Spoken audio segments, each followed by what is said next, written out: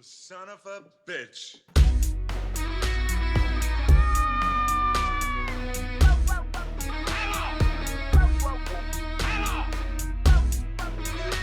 Brothers don't shake hands. Brothers gotta hug. Good morning, Vietnam! Because you are my friend. Here we go! Hey guys, welcome to episode 11 of Super Enabler Bros. I'm Jason of Corpse Sled Gaming, accompanied by my excellent co-host, Chris the Old Ass Retro Gamer. What's up, buddy? What's happening? Oh my god, we got this to happen. Yeah. It's been a while. It's been like a week since the last episode came out, but it's been like 2.5 months since we filmed that episode.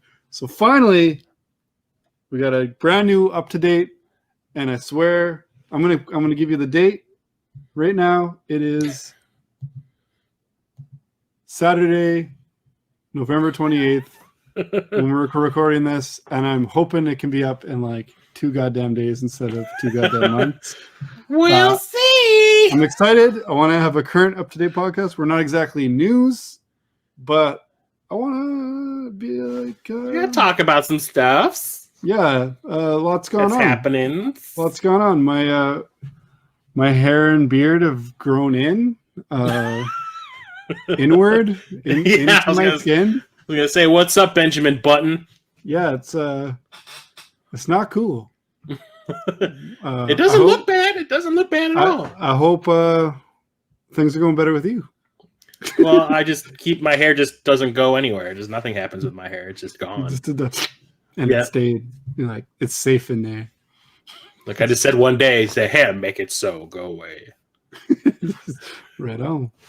So yeah. So the kind of the same reason this is short, and this isn't even touch my goddamn shoulders anymore, is because I got a new job.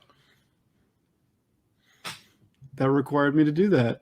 So I cut off my hair that I've been growing since July 2001. Oh. And I cut off most of my beard. It's the shortest it's been. It's grown out a little bit since I cut it, but it was the shortest it's been since 2004. So pretty close to the hair. And yeah, I don't like to look in the mirror. I don't even like looking at myself on the screen right now, honestly. Oh. It was the beard, source of all your power. The big shaggy beard doesn't bug me as much. Like this is good. It's good like this. But the hair is friggin' depressing. Oh. And it only bugs me when I have to take off a hat. Like it feels the same right now. Mm-hmm. But yeah, my neck is like. It's like you have a neck. There should be more to this. I don't have a neck. I'm trying to lift up more. Yeah. So my neck has extra strength now because it's not holding up like an extra 8 pounds of hair. See, it's like John Carter going to Mars and having all that extra strength because the less gravity up there. Now it's like you have more control. That's good. Speaking of that movie, I wish they would have kept going with that. I really liked that movie. So did I. Let's do it, Chris. Let's make it. Yeah. Disney, give me $250 million. On it. Yeah. That's a half. They got that Mandalorian money. That's a half drop in their Olympic swimming pool of money. Yeah, I know, right? So yeah. I gotta watch that again now. Damn it. I got it in 3D, bro. So besides the job, I finished the setup of the new game room. So it was quite a task. It led me to not playing games for over a month too, because I knew if I got it semi set up and then started playing games, I'd be like, that's good. It's good. That's okay. So I wanted to get it completely dialed in. It is now the coolest game room I've ever had. I hope that one day I can see it. Yeah, let's hope COVID fucks off immediately. Not around me, it hasn't. Yeah. So, yeah, it's really holding up my collecting, too, because a lot of my stuff is accumulating again. I don't have my inside source to go get my crap. Oh. And Cyberpunk Collector's Edition's coming pretty soon. except for other things. I've caved and started using Canadian Amazon and other things and just paying a little extra for some shipping. No. Sucks because in Canada, you're lucky if you're not paying more for the shipping than the stuff you're buying. So that's why I say fuck Canada Post. I don't deal with that shit. I like living on the border because I can, it's $4 or $5 in the States, which is a 5-minute drive to where I pick up my mail, or pay like an extra $40 to get it in Canada. It was $30 to begin with. Yeah, so yeah, that kind of sucks. Yeah, I'm really I've complained about it before, but I'm not done complaining about it. It sucks. It sucks ass. It sucks more than not as much as cutting my hair, but I wanted to say more, but it doesn't. Cutting the hair really hurts still. But I don't know. I've picked up some stuff. I've been able to start playing games again, so it's been great. I get to talk with my buddy. And I want to hear what's new with you. What's new with you? I hear you're back on the beat train. Beating it. Beating it. I'm gonna still try and go for 150. I'm at 123. I'm like just so close to 124. You got 1 month, man. 1 month. Well, by the time this episode comes out, it'll probably be like 128. It might be February. I've got a couple of games I'm planning to play in the next couple of days. So if that works out, be some subsequent beats. Yeah, you've been beating games too. I've been playing a lot of games.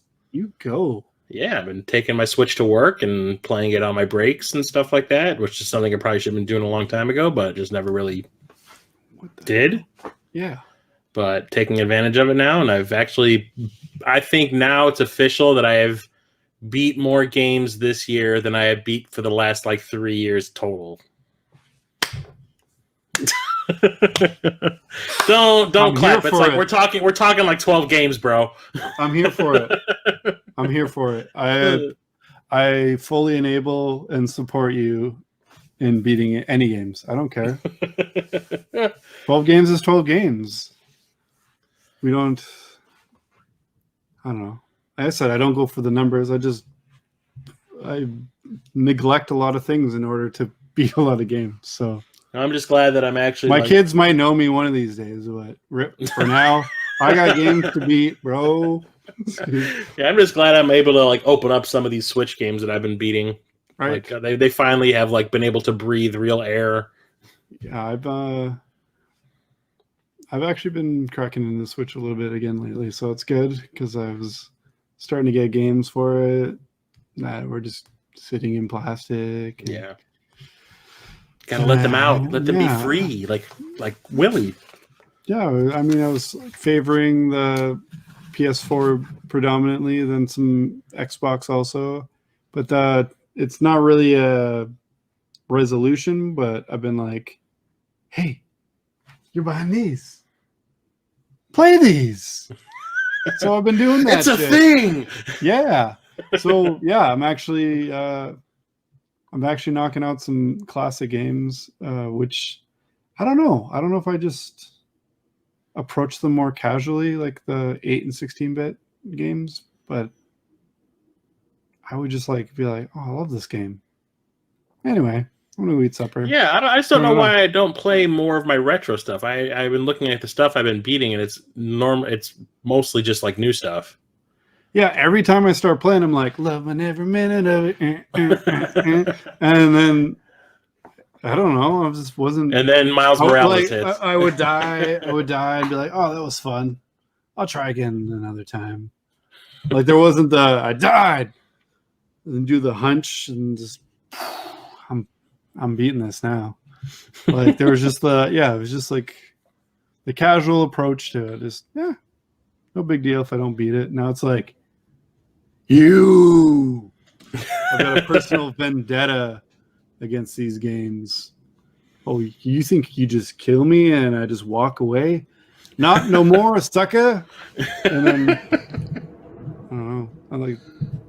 I'm not walking away anymore, man. Gotta do it. I'm tired of it. tight. Gotta get your money's worth. Some games I might still walk away from. Some of them, some of them real assholes. But yeah. So, I played a few. So you've been beating games. I've been beating games. I've been buying shit too. And I've been buying a lot of shit. I hope you've been buying shit. I've been buying stuff too. Just found a new game store by me. I wish I could do that. Well, you don't, because the prices kind of suck there. Yeah, like they had an inbox copy of Back to the Future, and I was just kind of like, oh, license game, that'd be fun. How much you want for it? $95. You can put that shit back in the case. Staple it. Yeah. Staple it to your ass. Yeah. And like you can tell they a lot of the stuff they had there, they didn't have prices on. Oh, so they could eBay it right when you ask. Yeah, that was why. They and like the stuff that they don't give a shit about had a price, but the stuff that they know fluctuates a lot, they have no price on it. So when I ask, they have to go and check it out on eBay. Gotta give them the switchblades. Basically. Got my fingerless gloves on. But I went there. Well, I had to go back because one of the games I bought didn't work. And they took it apart. Yeah, they took it apart and cleaned it and gave it back to me, and it works okay now. So, but it's a little bit of a drive. But it wasn't like, I really hope it wasn't like that scene in Road Trip where the guy's cooking the French toast and they complain about it. It's been forever. Oh, is that when he drops the sausages down his pants? And he like throws it up and like catches it in the ass. His pants. I remember he caught something in his pants. Yeah, it's been a while since I've seen that. You just see him carefully unscrewing and looking real professional, and then like you look away at something, and he's just like, the board's clean. Happy now. And the guy's like, you should. And then he pours syrup in it. You know, the guy like held up this little like bottle of, was it like aluminum cleaner or something? Like it's like, yeah, I was like, you should buy some of this stuff. It's really, I'm like, that's not shit. Like, I'm like, it'd be great if I had this screwdriver to unscrew the cartridge. So, yay! You should get it. It's like $10. I guess it's infinitely valuable. I've actually worn out a pair and had to order more because they sent me like, yeah, well, like the ones that can open up like the games. There's a smaller one that opens up the game, bigger ones that open up the consoles, and then they sent like a tri-wing so I could open up like GameCube shit.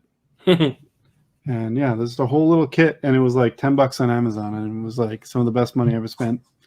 I should probably. It's good for that maintenance. Yeah, I could have brassoed the shit out of this thing. Especially for these shits, they always get that rattly piece, and you're like, "How's that rattly piece?" You're like, "Get the fuck out of your rattly piece," or glue rattly piece back. It's a rat turd. Yes.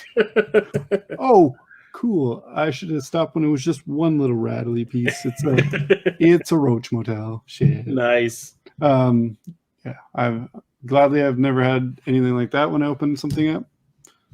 And I should count my blessings because that's great. Yeah. All right. So confirmed that we've been living life outside of this podcast. So that's good. You know what I've not been buying when I've been buying all this shit? I've been not frustrating myself trying to get an Xbox Series X or PS5. Wow. Like, we're simpatico. I've actually just been kind of stress-free even. There's a few friends I feel for. Yeah. But for the I know one specifically, I was just kind of like, majority. I don't want them to think I'm laughing in his face. I'm not laughing at that guy that we mutually know and are friends with. Yes. And we love him so much. But I was like, why? Most other people though. Just I saw a post somebody put on one of the groups I'm in on Facebook. He said that he actually paid $1,500 for a PS5. What? Yeah. He had a picture of him holding it. He's like, I got a PS5. It's $1,500, but I got it. I was like, you're the reason why these scalpers do what they do. Yeah, and then like 10 minutes later, oh man, I hate them scalpers. I had no choice. Yeah. You did have a choice. You could have waited 3 weeks. I don't get it. I don't get it at all. The rush to get a console when there's like, what is there? high end 10 games. It's like if they don't get it, video games have stopped dead in their tracks. Like I need that Instagram post to feel validated that I got the new thing. It's just the same. It's the same with like the new someone like waiting in line for the new iPhone every year. Like, it's bragging rights. I love new stuff. I love it, but I like when I can buy something and enjoy and it. Just have an instant library of just like stuff I didn't pay out the ass for. And usually by the time I get stuff, there's like a cool bundle or there's kick-ass games and like the dump bin of like cheap games. You're like quality shit, not just shitty shit. You can go to GameStop and actually get used versions. Yeah. You get the generic case ones. You're like, it's been out a month. What are you doing with this? What are you doing with these? I'm talking more like the buy two get one free sales. Yeah. No, I know. I don't know what you mean. Yeah, I'm that. I'm just thinking of the generic case when something's like a month old. You're like, what did you do? Did you just like throw it away and like I got the disc? You put the disc in the thing and then just threw the case immediately into your dog's mouth. Like, here you go. Like I always wonder about that. I don't know. I don't get it. Yeah, I don't either. Then maybe it's like some of those people like rocking those like big CD binders that wreck the games. I used to rock one of those until it fucked up the game, and then I was like, enough of this. But nah, man, I still hold on the cases. The case are still on the shelf somewhere. It's like a madhouse. Like people are still complaining I can't find them on the websites or in the stores or whatever. It's like, shit crashing, shit. Just I don't know. Everyone's all I don't need it. Everyone's all mad about bots. I'm like, I don't know. Like, and for one thing, the PlayStation's still ugly. I'm really hoping that they make it cuter by the time I buy one. It's like feeling cute. I feel like I'm gonna have to like get two skins. On one side it's gonna be like Rocky Dennis, and the other side's gonna be Sloth from the Goonies. Just so we're just sorry about it. Like this. When someone comes in and they just see it, they're just like, "What is that?" That's the biggest router I've ever seen. That's so Rocky. Yeah. So I'm hoping got a picture of Rocky from Rocky after he's gotten his face pummeled. Yeah, I'm hoping they got like a double, like the Leviathan axe God of War edition or some shit. Just make it look like an axe. I don't care. I don't know. It looks like an ass now. Make it look like an axe. I don't know. I don't give a shit. Or it's either you got the over-designed one or you've got the under-designed one. Yeah. I'm fine with the key. I'm the one that just looks like a footstool. a subwoofer or some shit. Yeah. And I love how all the memes coming out made it look like it was just like this massive obelisk, and then you see it, it's only like this big. It's like a loaf of bread. Yeah. You're like, yeah, that's not a big deal. And then I see pictures of the PS5, like it doesn't fit in people's entertainment systems. They have it like on its like tilted diagonally just so it fits in the cubby. Everything else is standing up, and then there's a PS5 just at a 45-degree angle because that's how it was like sticking in the cubby hole. They had to like put it in at an angle. I think that's funny as hell. Yeah, shit. Yeah, no. I'm just gonna wait a year. They got nothing I need yet. Yeah, that's exactly it. I don't want to deal with the stress of this whole mad rush to get one on day one. Yeah, like I'm saying right now, like God of War is what's selling me on it, but there are other games that interest me. Mm-hmm. None of them are system sellers, and they're ones I can wait for. I mean, how many of the games that came out for the PS5 were actually like PS5 exclusives and not available on the PS4? Like Miles Morales came out on the PS4 too. You're goddamn right it did. And I beat the shit out of it. And I'll beat the shit out of it again when I get the PS5. And it's like $10. But like, what do they have right now that's only PS5? Like, what is it, Demon's Souls and Godfall? Yeah. That's about it. There's a couple, like, I'm not saying there's no games for it, but not enough. Yeah. If I bought every game for it, I'd have 10 games now. Like, I'm so glad I spent $1,500 on this. I forgot about the Sackboy. Guess what? Sackboy's on PS4 also. Oh, okay, then never mind. I take it back. So, when someone was saying that, I'd say imbibe this Sackboy. And was it the Astrobot one or whatever it is? Yeah, and it's built in. It's not even a physical game. Yeah, which sucks. But at least I have, for the day, when the day comes that I do buy, a PS5, I have already in my possession the greatest piece of equipment ever. That is my adapter for my my camera. There you go. I still gotta try again because when I did try it, like when I sent you the link to it, it was all like, yeah, it didn't want to work for me. And then I talked to Church about it, and Church was like, just try again. Like, like 4 days later, I tried again and it worked. Yeah, I'll try again before it's like gone and it's a $200 thing. Yeah, no shit. But yeah, I'm just glad I got it. Bundle it together, and I'll only have to pay $1,600 for the PS5 and the little free cable that they're sending out. Asshole. I was like, I don't even got the damn thing, but I already got my adapter, so I can play my VR games on it already. I'm just thinking it's going to end up like the Kinect adapter for the Xbox One. That thing's expensive as shit, isn't it? Yeah, I think so. I don't know. I know Musty bought one, and he said it was pretty expensive. I don't know. I think it would just be less expensive to just keep an original model Xbox One. That's what I did. I still got the one that mine didn't. Mine was like VCR. Yeah, mine didn't come with one, but I got one for like $3 from the game store when we did have it in town. The one that I got all their inventory for. He's just like, I don't know. He's like, I don't know. Doesn't everything come with it? I'm like, basically. And he's just like, I don't know. You can $3. I was like, sold. Yeah, give it to me. And now you can play that Fantasia game. Oh, I do have it. But, I think I have 2 copies if you want one. But the most I think I've used the Kinect for was at first when you got a code with something, you could just hold it up and it would read the what was that? Not the barcode, the QR code. Yeah. And it would be like, boop, and I wouldn't have to sit there and put in a 25-digit thing. And I thought that was cool. I was like, worth it. And then for $3. And then they ousted that feature. Bullshit. I want to sue them. Trump style. Yeah. Sue them. It's bullshit. So I don't know. I should really get on that. Right now. Do it. And it only took like a week I got like an email saying, we've considered your application. We'll let you know if you're going to get it or not. And then all of a sudden, like 2 days later, it showed up in my mail. Yeah, you gotta put in don't you have to put in the code from like your VR? Yeah, from the back of the box, it has like the serial number. Okay, will do. Maybe I'll do that as soon as we're done here. Yeah, do it. But, worth it. Maybe, I don't know yet. Can't use it. We've been playing games. We've been buying games and other craps. Have you watched any cool movies? Oh jeez, I hate my camera. Yeah, I finally watched The Invisible Man. It's on in HBO Max, so I was like, I can finally check it out. And I really liked it. I was surprised at how much I liked it. Yeah, I was pleasantly surprised. There's a couple things where you were like, go like this, you'll hit him.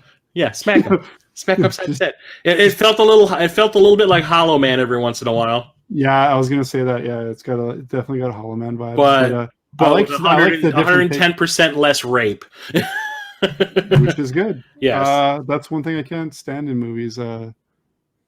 Like I love all manner of horror, tortures and shit, and that in movies. Like sexual assault's a no-go. Yeah, it's immediately like I don't think I need to finish watching this. No. That's the thing that really turned me off on Hollow Man. Was like, what's the first thing he does when he gets invisible? He goes and assaults like his neighbor. I was like, really? But yeah, I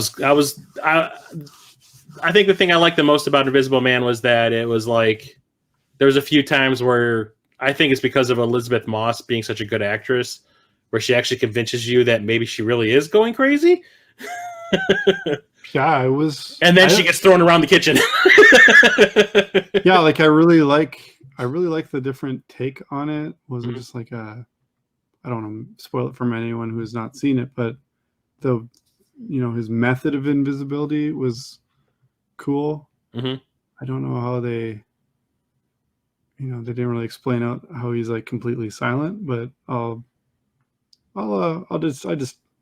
overlooked that. It was like a suspension of belief, but I thought it was cool. Yeah, I really liked how it ended. I liked the twist of it. I thought that was kind of neat. I've actually been thinking of revisiting it again.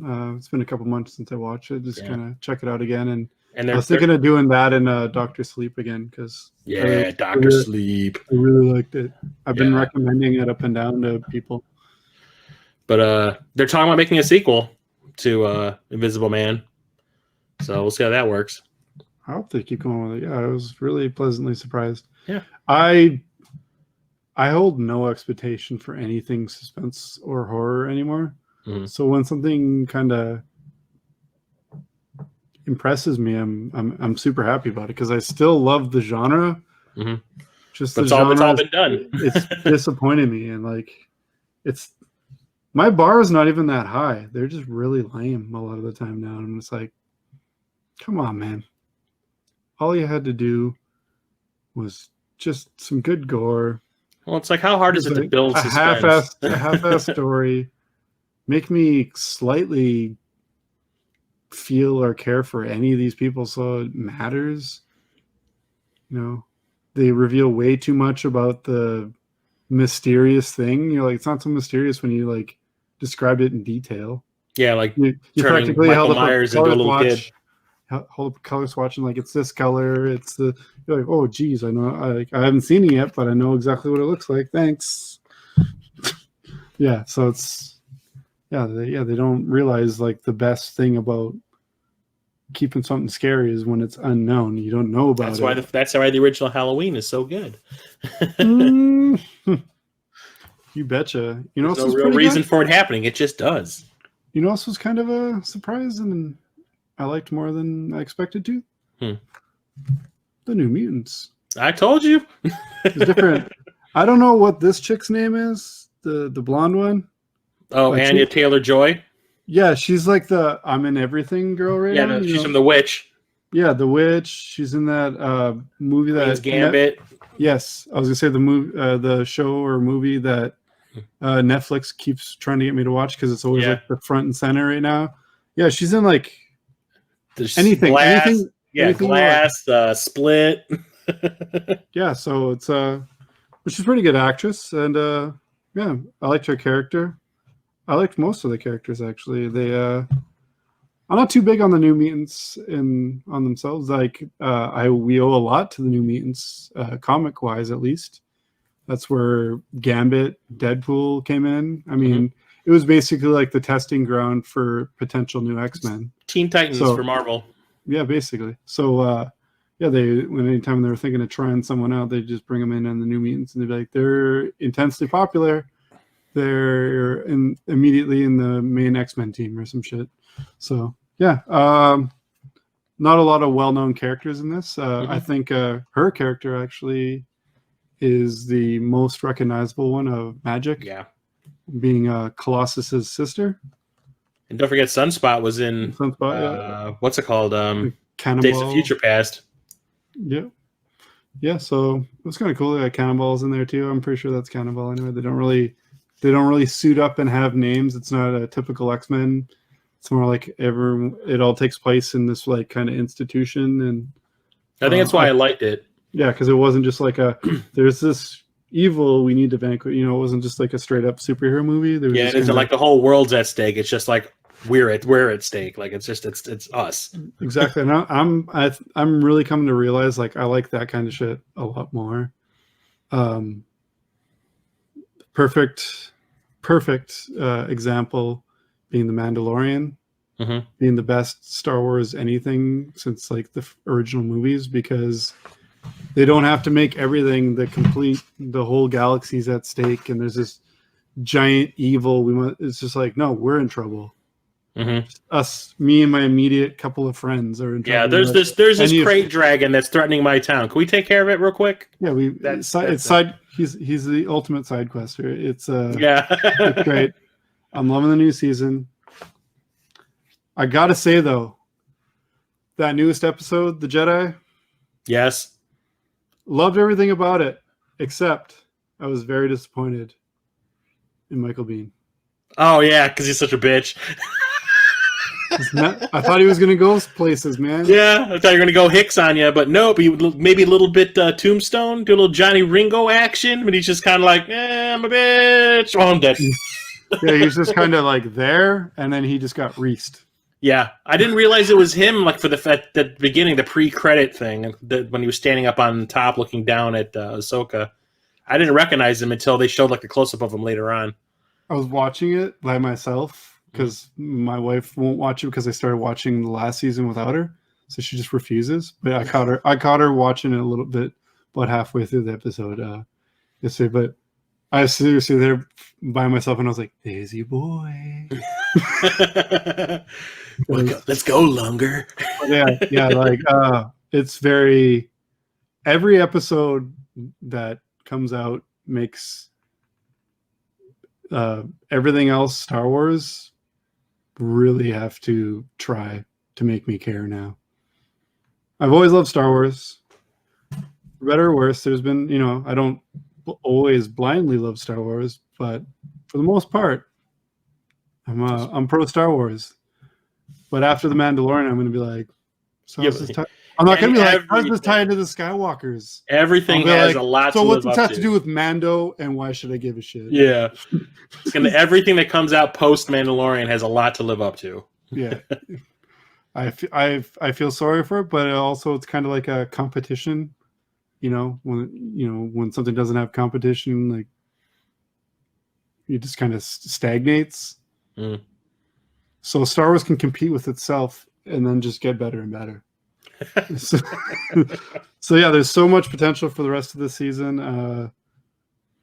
I would normally wait for something like this, like any other show. I wait for the season to be done and then just marathon the season, but I can't. Even The Boys, like I love The Boys, but I waited until like all the episodes were out and marathon the whole season. I think I'd become spoiled on the whole way that Netflix would do things, where they would just release everything at once. Oh yeah, here's season 3. Right yeah, and I got spoiled by that, and I forgot because I don't have cable. I don't have like regular TV. Same here. So I don't get that whole weekly model thing anymore. Yeah, I'm very much in the camp of I want it now. Yeah, can I watch it now? But The Boys doing it like that, and The Mandalorian doing it like that, and like when I was watching the first season of Discovery, Star Trek Discovery, they were doing the weekly model, and it made me start to appreciate that more because now I have something to look forward to every week. Yeah, don't everything do it. Yeah, but the good stuff, like some stuff you'll just like wait. Some stuff you'll just be like, I don't know. Oh yeah, I was watching that. But like the good stuff, like The Boys or Mandalorian, you're just gonna be like, holy shit, it's Friday. Like I was like ridiculously not feeling good last weekend. I had like the worst migraine I've had in years from Friday evening until Sunday at like 2 a.m, like on Monday. So I basically missed out on Mando because I was working during the day on Friday. And the first thing I did when I was like, oh, the demon has left me. I was like, I got up, I grabbed this. Adios, Pazuzu. I grabbed this margarine tub of cheesecake that I missed out on from my dad's birthday that they sent for me. I just grabbed my cheesecake and I was like, where's that Mando at? So yeah, that's how much I look forward to it. Where like when I realize it's the day, I get actually excited. It's like every episode of that comes out, I'm more excited than I've been for a Star Wars release, and that's not a game. Yeah, in a while. I still get super excited when a new Star Wars movie comes out. Also, I love superheroes, and I got super excited for this release. Yep. That's the Choose Your Adventure one, right? Yeah, did you check it out yet? No, I haven't found it in 4K yet. What the? They got to send you one. This podcast has probably made them so much money going and snatching their catalog from all our many viewers. Yeah, it's weird because normally I can find all that stuff at my local Target, and lately they've had nothing. What the hell? Are they maybe cutting back on 4K, or what do you think? No, it's just in general. Like the movie section is just like, it's like because of the pandemic, people bought all the stuff they had, and so they just never bothered restocking. So it's like they don't really have much of anything, at least new stuff. I'm having problems. I'm missing Target. That's one of the main things I'm missing about crossing the border. Besides my bros, my mail, I'm missing going to Target because they got that section in electronics of the grown-up toys. Yeah. The man-child toys. Yeah. And I'm church added me to this Minnesota toy group. That is great. But also sucks ass because I'm made aware of things I was blissfully unaware of. And I'm like, oh, cool. There's I don't know. There's a Terminator 1 police station assault Terminator that I need. There's no way I can order it. I keep forgetting to go look for that. Yeah, that Walmart the only Walmart by me that I can go to is the one by my work, and it is a little out of the way, and I just keep forgetting about it because I don't see it on my way home. Yeah, I'm pretty sure Target's the one that gets the really good shit anyway. Walmart consistently drops the ball with anything. The Target adult toy section by me is all Godzilla stuff right now. Godzilla's good though. Yeah, but they get like all the NECA toys and all shit. And they have all those Terminator Dark Fate figures still. Yeah, exactly. Like I love it. I just want the Terminators. Kind of like I got so bummed when I just realized like everything I have for Terminator is almost all Terminator 2, which is a good reason because it's the greatest movie of all time. But also Terminator 1 is fucking awesome. Some people might say that it's better than Terminator 2. I'm looking at Power Metal Gamer. We had a back and forth on the live 100th episode of the Game Tenants. I like them both, so I don't even want to argue. So I said it was a back and forth. They're both good. Yeah, they're both good. But I got the other T1 figure, so now I need this police station assault one because that is the coolest cop shootingest scene of all time. I'll go on Monday. Also, they're getting them exclusives too. They're getting the X-Men retro Marvel Legends. There's a Rogue and a Gambit, and they've been selling out. I made a big purchase, which I'm going to show in a bit. But so I was a little bit hesitant, and because I hesitated, it's been sold out since like 2 or 3 times. And it comes out tomorrow is the release date. So wish me luck. I'm going to try to order them shits. But I've been looking for a Rogue for my X-Men collection because I'm trying to build the core 90s team. Basically the team from the X-Men animated series, aside from Jubilee. I don't need her. She comes in a pack with some other ones, I guess, but that's the only one. Fireworks. No. Come on, it's either Jubilee or it's Dazzler. I'd rather Dazzler. She's disco. She's got the power. She's got the power of mutant disco. Oh, she doesn't wear like a April O'Neil coat 2 sizes too big. I always hated her a lot. Well, she's just a damsel in distress a lot. Yeah, well, especially on the cartoon. It's gonna happen when you throw pop rocks in people's faces. You power. That was confusing. That's so annoying. She might as well. That's her superpower. She has the power of annoyance. They might as well have fucking replaced her with Dale Gribble in his pocket sand because at least that's effective. No, like someone's got they can make talcum powder in their hands that they can throw it. Just congeal. Yeah, just bullshit. Yeah, so it's look, I can make cornstarch. And sometimes if I add water, it can make a weird gelatin. It's like, and you can tell mama jokes. You'd be like, "Your mama's so old, she got powdered milk for she breastfeeds powdered milk." So she'd be good in like a disc battle. She got powder milk coming out of titties. That's what it was. Uh, I fuck up jokes. I fuck up mad jokes, son. Sweet. So you got any? Have you gotten any cool movies? I'm sure you have. I have. I know you got. I'm not gonna show off everything because I don't want to ruin everything for not my everything. pickup on Not Monday. everything. We just do a couple. But one of the coolest things I got since the last time we spoke was I got this Done Critters collection, son. That's a fat collection. God damn. It's all 4 of the OG Critters movies, not any of that new Critters bullshit. I got a 4-pack, but it's one of those ones that's in like a case like. Well, this is from that Scream Factory where they put all the extras and stuff on it.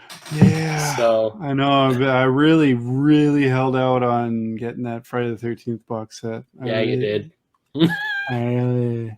My transition to my new job. Jack some stuff up. So I was just kind of like, I shouldn't right now. But I said everything's better now. After Christmas, if it's not jacked up, I will. I got. It'll still be there. It'll still be there. Let my boy. By then, the fixed discs will be out. Yeah, that's what I was thinking about because you can like. Because I already have my discs are coming in the mail right now. My replacement discs. Well, in the meantime, send me your fucked up discs and I'll watch. I shall. You can get my fucked up Friday the 13th in 3D. Whoa. That's one of the ones that was supposedly jacked up. Yeah, there's like a couple parts of it don't really. Yeah, it was just the opening credit sequence. They said wasn't in 3D, but when I watched it, it was. Yeah, I do want to. I don't know. They wasn't watching good enough. There was three of the movies were screwed up. They said that the Friday the 13th Part 3 disc, the opening credits weren't in 3D. The one I had, they were. Jason Goes to Hell, the unrated cut. There's, I guess, a shot of Jason attacking somebody. I guess, well, it wasn't Jason. It was one of the people that's possessed by him. Yeah, that's still Jason. Yeah. Everyone's like, he's not even in the movie. I'm like, in spirit. I guess it's spiritual successor. I guess it's in the restaurant. Jason like punches somebody's arm and like a bone pops out. The shot of the bone popping out is missing. Ah. And somebody noticed it. Yeah. And then in Jason X, isn't it that the lawyer, the loud lady's like I think it's little her boyfriend, and he goes to punch and he breaks it, and then he punches her right in the mouth. Yeah. But he elbows her in the jaw, and her jaw goes like into her face. Oh, yeah. I forgot about it. Yeah. And then Jason X, I guess it's this I did see is missing on mine, but in Jason X, when Jason's attacking the holographic campers when they're in their sleeping bags and he's bashing them up against each other, they're supposed to be moaning and giggling, and there's no sound effects in the shot, so there's just silence of him beating them. They're sleepy. Yeah. So I had to go on and fill out this questionnaire, like, which of your discs is defective? And I said all of them. So all of them twice. Yeah. So they're sending me all the replacement discs for them. So I'm like, all right, fine. My poster's upside down. Yeah. They're like, then flip it. No, you're like, no, it's printed wrong. New one. Box is jank. But yeah, Critters. Yeah, it has all 4 of the Critters, original Critters movies from the 80s and 90s. Yeah, I copped the collection. Yeah, like I said, mine's just one of those like single cases that's like 4 discs in it. But these have like crazy. Well, some of them have crazy extras on them. That's why. Like the first 2 basically have a lot of interviews with the people involved in the actors. A lot of the actors, surprisingly. The Scream Factory is knocking it out of the park. Guess who's not interviewed for Critters 3? What? Who? Leonardo DiCaprio. Come on, he's got time. He took it off of his resume, from what I understand. Taking his movies off my watch list. I gotta watch Wolf of Wall Street pretty often. Yeah, but I watched all 4 of them in a row a couple weekends ago, and some of them are good, some of them are not good. I got a couple collections. I think it was last Halloween. They were really bringing out the banger collections, and I loaded up, and a couple of I still got to go through that one. I started the Leprechaun ones. Oh God. About Phantasm collection. Yes, sort of. Yes, and yes. Don't watch part 5. Don't watch part 5. Yes to less. Yes, I should say. I'm pretty sure I've seen all of them already. Anyway, but yeah, I was pretty stoked. I mean, I like finding shit like that's my favorite thing about Halloween is just like loading up on the scaries. And then I didn't get to the cheap bin this year in time, and it's all Christmas shit now. I'm like, no, Oh. nah. Yeah, I think this was like a Halloween sale thing on Amazon. They marked it down because it's normally like $50, and it was marked down to like 25. I love So I Amazon picked it for up. movie and it was just a box set random stuff. thing. I had it in my watch list or my wish list or whatever, and I was just going through my wish list, deleting things that I've already bought, and I saw that the price had been discounted. I was just kind of like, oh, now's the time. Oh, I love. That's what I love about having stuff in your cart, and you just kind of waiting on it, and all of a sudden, oh, that's like a third of its regular price. Yeah. And nothing told me. Good thing I was looking. Yeah, I gotta order up some more of these Scream Factory things because they're just nailing it lately with their releases. The new ones they came out with were the Friday the 13th, 13 Ghosts, and Ghost Ship.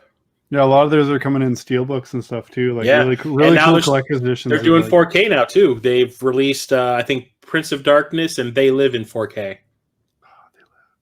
Yeah, so I might have to upgrade those. Rest in peace, Roddy. Yeah.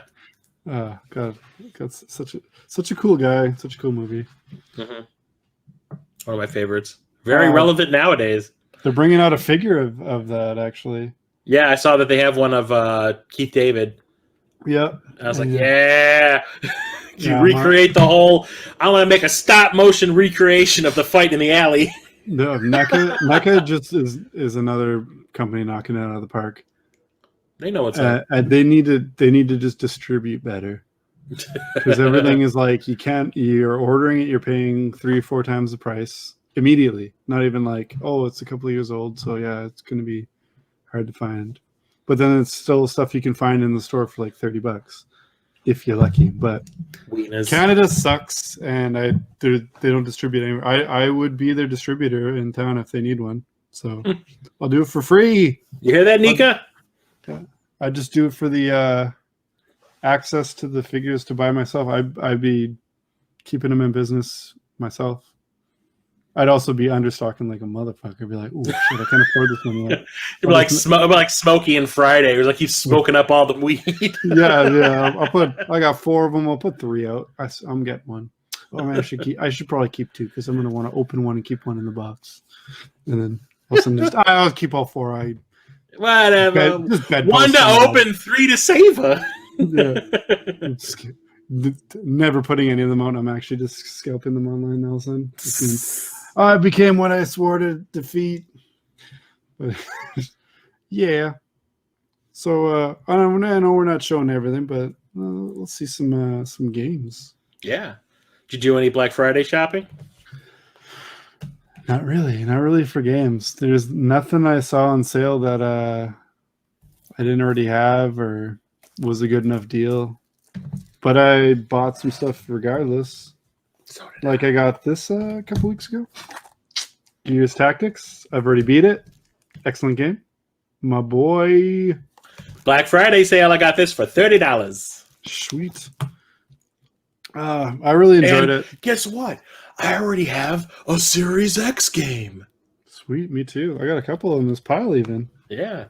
See, like you're doing it without even trying. Another game. Yeah, that's what the cool thing about the free upgrade shit that Xbox is doing. I got a couple other Xbox games too. Got Transformers Battlegrounds, which is a tactical RPG style. Yay. Yeah, I'm glad I ordered that because our Walmart didn't get that either, so it's good. This one's well, if I tell you the series, you're gonna be like, "Oh, really? You got that right away?" But then when you see the subject matter, it shouldn't be that much of a surprise. I bought the new Assassin's Creed because it's Vikings, and I am all about that Viking life. So I was hoping that they would discount that for Black Friday, but they didn't. Good. It's too new. Yeah, it's almost intimidating to start these Assassin's Creeds now, though, because they're so like, big. Because there's like 100-hour jaunts around and ridiculously huge open worlds. I'm like, yeah, just because you can make that huge of a world doesn't mean you need to. Yeah, I have a life to live. I could I could play a Viking game where you just hang out in a lodge and cut dudes up where you're at. I just want to hang out in the meat hall. Yeah, that's all I'm doing. So yeah, I look forward to playing it though. It's installed. It's probably gonna be the next Xbox game I'm gonna start playing. But after Gears, I didn't play that because I had to play this. Yeah, son. My Spidey Mans. It's so good. So good. It's the story's pretty good. Not as good as the 2018 Spider-Man, but close. It adds to the world that they started in that. I really like they streamlined some stuff that was a pain in the ass in that game. But the story is really well told, just like the other one. How long is it? I did everything you can do.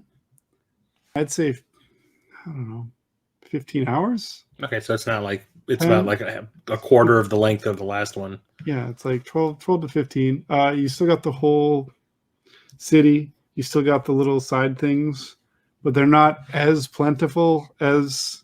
It's not like you do one story mission. Oh, there's a whole new round of things to pick up or little things to do. Mm-hmm. There is a bit. There's the bases you got to do. There's not as many of those. The random crimes, you're not swinging around doing like spider sense sonar. Like, come on, I'm in the district. Someone needs to get mugged already. Someone needs to get mugged. Yeah, I need one more crime. And this one, he's got an app, and you look at the app, and it goes, "Oh, there's a carjacking, 800 meters that way," and you're like, "Nice." So you select when you want it. They still pop up randomly, also, but you can be like, "I gotta do this. I gotta get these over with." So 100%ing the districts is a lot faster. The combat is awesome. The addition of Miles's powers on top of Peter's powers is a really cool touch. The suits don't seem to add as much as they did in the last one, but the suits are almost all cool. Whereas I found about a third of them were just like, I just want the power for that one. The rest of it's it's ugly. There's some totally different color schemes. There's like a purple and green one. It is one of my favorites. There's a one that looks like he just joined Daft Punk. It's like a digital mask. It kind of looks like a Daft Punk helmet. It's pretty cool. Like, he's got some pretty badass suits in this one, so cool. I'm stoked on that. I'll pick that one up eventually. Like I said, the story is awesome. My only real complaint about the game, over everything, is it would be an easy platinum, but it purposely withholds the last tier of every power and of every gadget. And it withholds a suit until you do New Game Plus. So you cannot do absolutely everything in, because like the other one, they added a new Game Plus, and like I think it was like a hard mode playthrough trophy after the fact, but I already had the platinum because I'd done everything. So there's nothing like going for 100% and then being like, oh really, I can't. I mean, it doesn't hide it. Like the last thing, there's just one thing you got to buy for everything, but it'll be like, yeah, in New Game Plus. You're like, no, fuck you. There's nothing I hate more. That's like one of my ultimate peeves. When something doesn't, well, obviously it's not physically forcing me to do it, but like, hey, if you want to like really experience everything, play through the whole game again. You're like, yeah. I should be doing that because I want to. Circle of the Moon 2. Yeah. Yes. See, my brain works sometimes. Yes. That is exactly. That's why I didn't like that game as much as I liked both other Bloodstained games. So yeah, that's a little bit of a black mark on the game overall. because like, I mean, you can just start the new game and buy that suit right away, but you're gonna have to level up to get a couple of things. I'm like, well, I still wouldn't be able to get the platinum because I have to beat it again. It doesn't make you beat it on hard, but still, I'm like, I'm gonna wait. I'm gonna go back because I enjoyed the game that much, but I'm not doing it right away. I got other games to beat. I just showed you 3 other games, and I've only beat one of them, so I got other shit to play just in the stack. I followed it up with this. Oh, you mean this? G.I. Joe Operation Blackout. Gotta say, first impressions, a little let down. Yeah. I was watching 8-Bit Glitch stream it, and I was just kind of like... Yeah, it feels kind of like a PS2 game or like a free-to-play game or something. Yeah, I'm going to play it more. I'll probably beat it, but at first I wasn't too enthused about it. I was stoked to just have a new G.I. Joe game, but... Yeah, I know, right? I guess I still just got to get the NES games because I don't have either of those. Sinner. Yeah. I like Skulls. So I bought this game. Oh yeah, we got that for the Xbox One. Yay. I figured to go with Until Dawn and Man of Medan that had them PS4. I would snag that. I still have to go through Man of Medan though, so I'm planning to go through Until Dawn. I always mix up Until Dawn and Dying Light. Always. Always. I almost always say Dying Light. But I went through Until Dawn on my like old account, so I want to go through it, Man of Medan, and Little Hope like right in a row. So, unfortunately, October was the month that would have been perfect for, but that was like the month that I wasn't playing anything because setup took precedent and new job and getting into the swing of things again. That wasn't a Spider-Man joke. But yeah, I did have to get into those. Yeah, it was. Yeah, now it is. But yeah. You got anything else you've been Spidey, bitch. You got anything else you want to show? Well, outside of getting Gears Tactics for I told you I was going to try to find this for Black Friday, and luckily I waited because I got it for half off. I was very impressed with it. I liked the way it plays. It was a. I don't play a lot of strategy stuff, so it was good to get it. It's very XCOM. So I like it. I'm okay with XCOM. And then we got the nostalgia double pack. Yeah, right. Within like a week, I think. Yeah, Hasbro just like I didn't even know that the GI Joe was coming out, and then I went on YouTube and like I said, 8-Bit Glitch was streaming. I was like, GI Joe, what? I'm pretty sure. So I watched him play it for like 20 minutes. I was like, huh. I'm pretty sure we talked about it in a past episode, like it was a movie, because I heard it was gonna be a movie, like an animated movie, and then it ended up being a game. So. Apologies to anyone who's stoked for the new G.I. Joe animated thing that I talked about, but it's a game now. And then the Transformers game is like a strategy game, which is strange, but whatever. Yeah, I'm here for it. I love Transformers, and I'm not particularly into that style. It's more like the kiddier version, but it's above Rescue Bots, but it's still like robots in disguise. Yeah, I'm not big on the animation style. It could have been like based on the War for Cybertron thing, and that would have just had me have a mess to clean up. But the thing is, like, I look at the pictures of the Transformers game on the box, and it looks like the mobile game. Yeah, I'm hoping it doesn't kind of make me feel the way the G.I. Joe game did. So here's hoping. Yeah, but. One other nostalgia game came out. What's that? But the thing is, it's based on something that is current, but it's also based on something that's retro. So I bought the Cobra Kai game.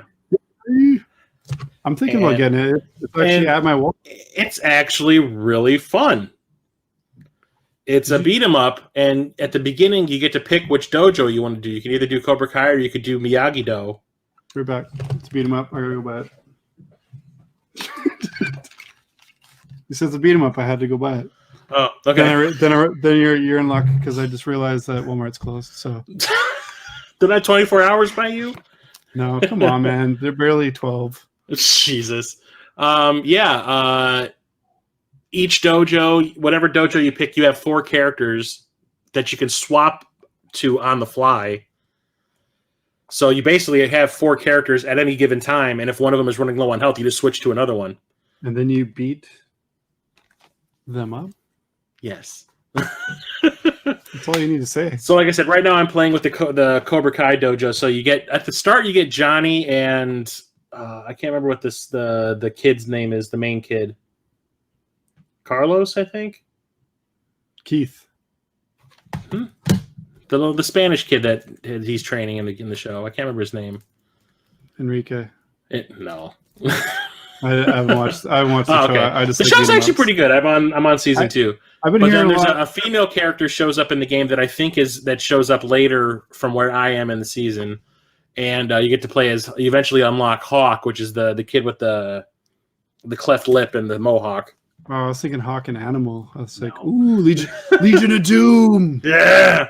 But the thing is, like, the storylines cross over, so I'm assuming they want you to play as both at some point. They want you to do them both back to back so you can see what the stories are like for each.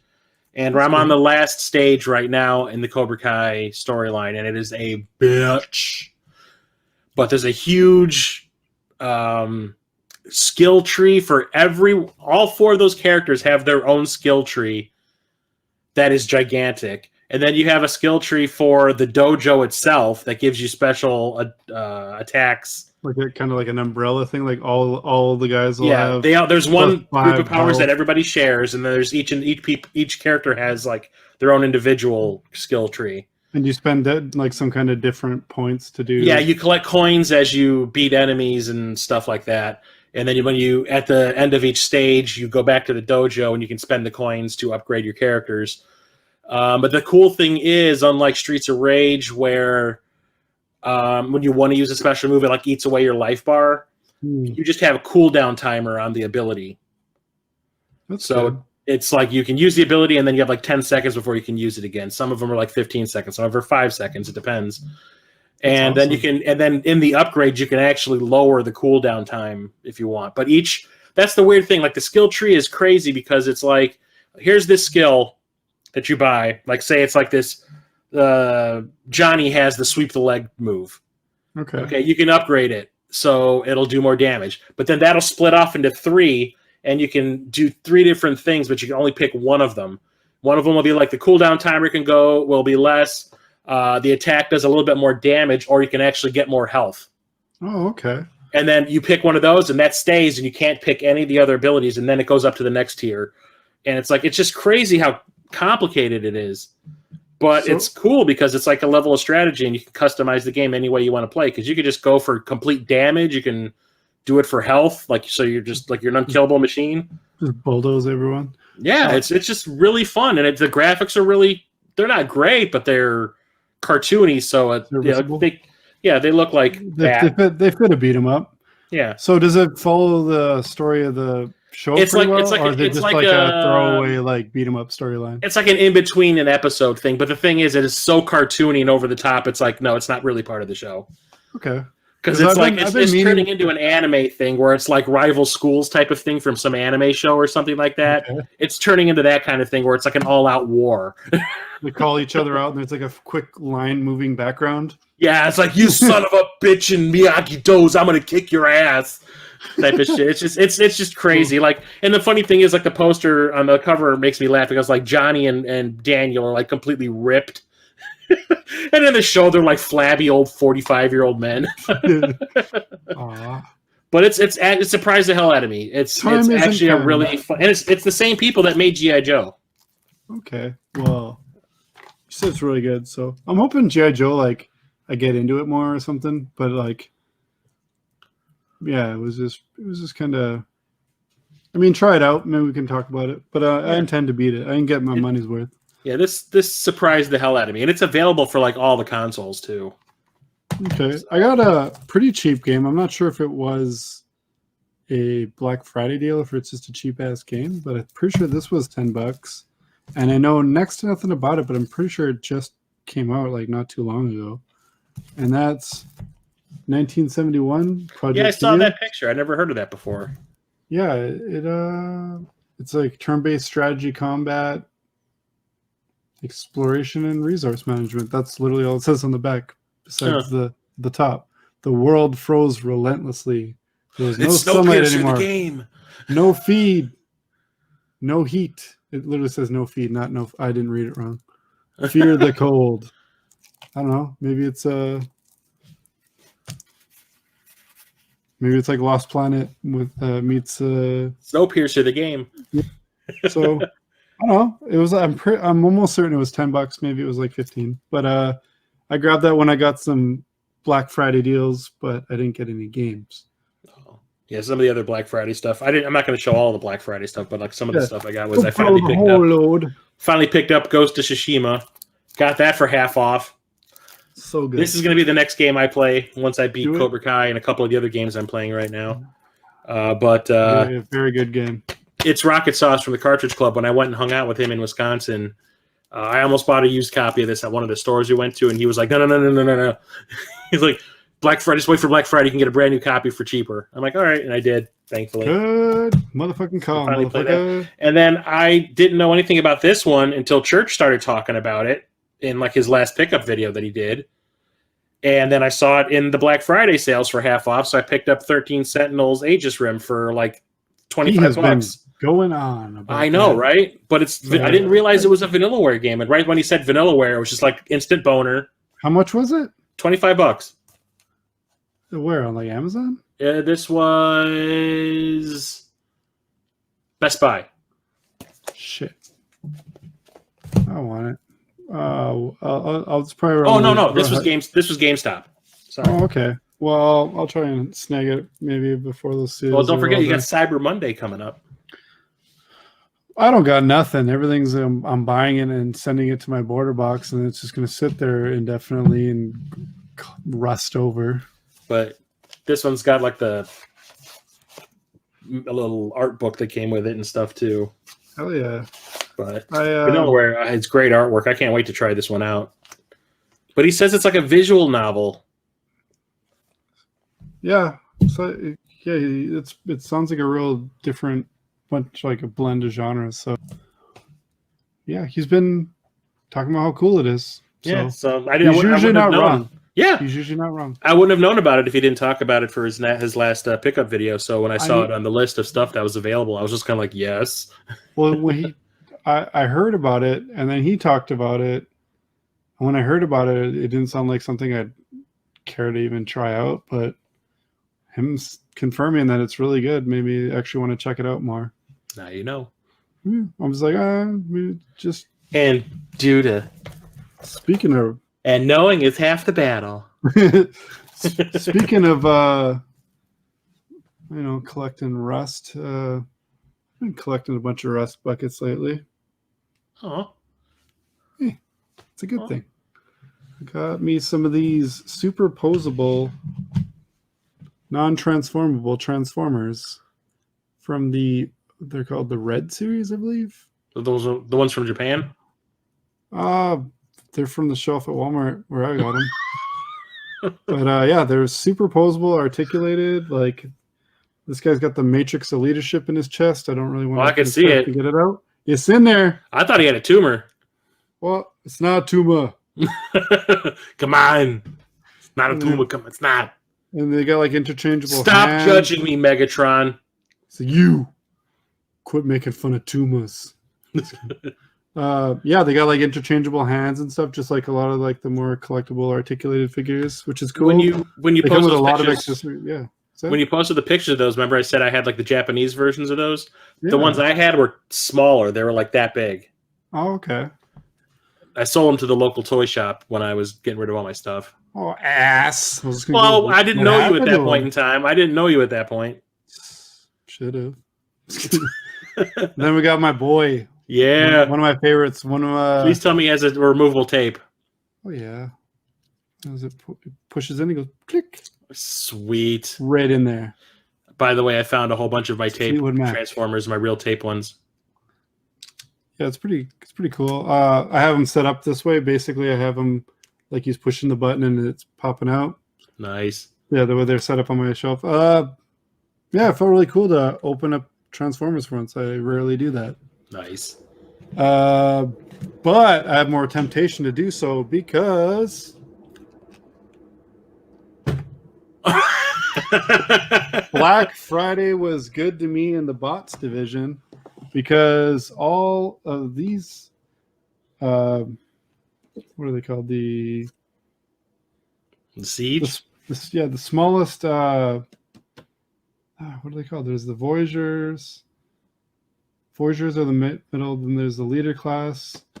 Whatever, like the main, like smaller Transformers are. Anyway, this size. We're all half price, but actually not all of them. It was actually, yeah, these ones. Red Alert, which is basically a Sideswipe. repaint to sideswipe, which I already had. This stuff, I don't know how this stuff is still stuck in my head. And there's Brunt. I've never heard of Brunt, but he looks cool. I've never heard He's of that got guy a- before. I don't know. He's got a really Zerg looking face. Zerg. Zerg, Evil Emperor Zerg, and then there's a Refractor. Looks kind of like Perceptor, but Oh, that's the guy that turns into a camera. yeah, Yeah. And then the Yeah. old toys, it was like a 3-part Transformer, like they merged into a camera. that's funny because collect 3 to build. There you Fucking go. camera. Back in So the day, it while was, he's- yeah, you got while- fucked. While he's on sale, maybe I'll pick up 2 more of his ass and do a photo shoot. Yeah, I remember that back in the day. I remember I got so mad when I realized you had to buy 3 of them just to make a goddamn camera. And I don't collect this kind, but I figured I really liked the look of them. I was just talking about how it's not the kind I collect when we were talking about the Transformers Battlegrounds game, but it's in the style of that, the Oh, that's cool. Cyberverse. So it's one of those ones where they blend together, but I think they look cooler apart because Yeah, that looks lame. yeah, I don't ever get it because they don't even match color or anything. It's like Megatron's all upper body now. But that's what I like about the Decepticons. They turn into the cool shit, like an Apache helicopter, and Yeah. Megatron doesn't turn into a gun; he turns into a tank, which he always should. Yeah. Just turning into a gun that needs to be Mass wielded. displacement, bro. Mass displacement. Yeah, whatever. So I double checked. I went to the price scanner, and those came up the half price, but the new wave was still coming up full price. Ooh. But I pulled a sneaky. I went up to the till and I was like, "Oh, these, I think all the ones that are this size are supposed to be coming up, the half price." And the girl, I know her. She was just kind of like, "I don't even fucking care. Just put them all through. I don't know, whatever." So she put them all through for I believe it's because they're usually $29.99 in Canada for this size one. And they put them in for $14.97 or whatever. Sweet. But she was so I didn't care about that she did the $14.97 the first 3 times, and then the last time she just put $4.97. So one of these was $5. 1/6 of the price. So that was Nice. cool. So I got this flathead motherfucker, Airwave. Is he a turtle? He turns into like a little aircraft carrier, like a really little aircraft carrier, Turtle. which is pretty cool. He turns into like I'd say more like a barge. Oh, yeah, for like going across like the lake in Jaws. He's totally got a barge head. Yeah. I transform into a barge. Whatever. What, you want to fight about it? He's out in the yard, not too far from the car. Oh, left the keys in the car. This one I was really stoked to get. I love the paint job on this guy. Smoke screen. Yeah. I don't believe I have a smoke. Wait. Oh, where are they? They're all over there. I moved everything around so much I don't even know where I am anymore. Yeah, I think I have one other version of him, but I'm pretty sure it's just a repaint of Jazz from the movie. Yeah, I was gonna say he looks like it. Yeah, it's a repainted Jazz from the I think it's the second movie or the first, and he was a Target exclusive. Now that I remember. You want a piece of me? No, I What's want cracking? two. What's cracking, bitches? Oh, Speaking of Robo boobs, Robo boobs, Speaking of bitches, we got RC here. Yeah, Robo boobs. it's cool. Took them long enough to make a female toy. They had Alita 1, I believe, in the original wave, but I wasn't really too keen. Maybe I bought her. I don't know. I don't even know. You know anymore. you did. You know you I did. probably did. And then we got a friggin' midget. I'm pretty sure Bumblebee is supposed to be in a midget. Robots don't get offended. The midget class. That's actually the it says on the bottom here. Oh, okay. I was kidding. Deluxe class. That's what Nice. these sizes are called. I could have just looked yeah. at the box. I'm looking Is around. that Cliff Jumper? Yes, it is. He got killed in the movie. And in the couple of the he gets killed. He gets killed almost as much as. And in the first episode of the cartoon, didn't he? In the new cartoon, right? The War for Cybertron. I think he was the one that got killed. Oh no, Bumblebee. He got killed right at the beginning. No, Bumblebee's alive. So maybe no, it was the beginning of the Bumblebee movie. Didn't he get killed on the moon? Oh yeah. No, I think that was Sideswipe. Was it? No, it wasn't. It was probably Cliff Jumper. Yeah. I'm gonna watch it and then I'll get back to you. I love that's the best. That's one of the Black Friday movies that should be showing up hopefully on Monday. Bumblebee, you don't own that yet? That's like nope, the best I one. I got a 4K for $7. I didn't think I was even going to give a shit about that movie, and then the first 30 seconds of that movie is cooler than all of the other movies put together. Yeah, that's fair. Because they just did what they needed to do. That's fair. Make it look like it looked when I was a kid, but in real life. That's all you got to do. How hard is it? Well, they're making a sequel to it. Why do you got to upgrade and make more moving pieces? Because CGI. CGI is cool, but CGI like I remember it.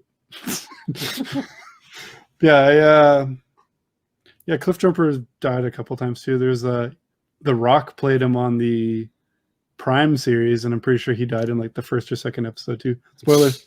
Because he's The Rock, they can't afford him. The Rock. We had The Rock on his lunch break. From Fast and the Furious. Yeah, so that was cool. Cool. Well, because I remember because he had like bull horns on, like on the front, like a Texas El Camino or some shit. And they like the bull horns on the front of it, and then the Rock's the Brahma bull. So I'm pretty sure it was like not a big twist to get him to play that part for 5 minutes. I'm franchise Viagra. Yeah, right. So that actually wasn't that bad of an animated series. I mean, they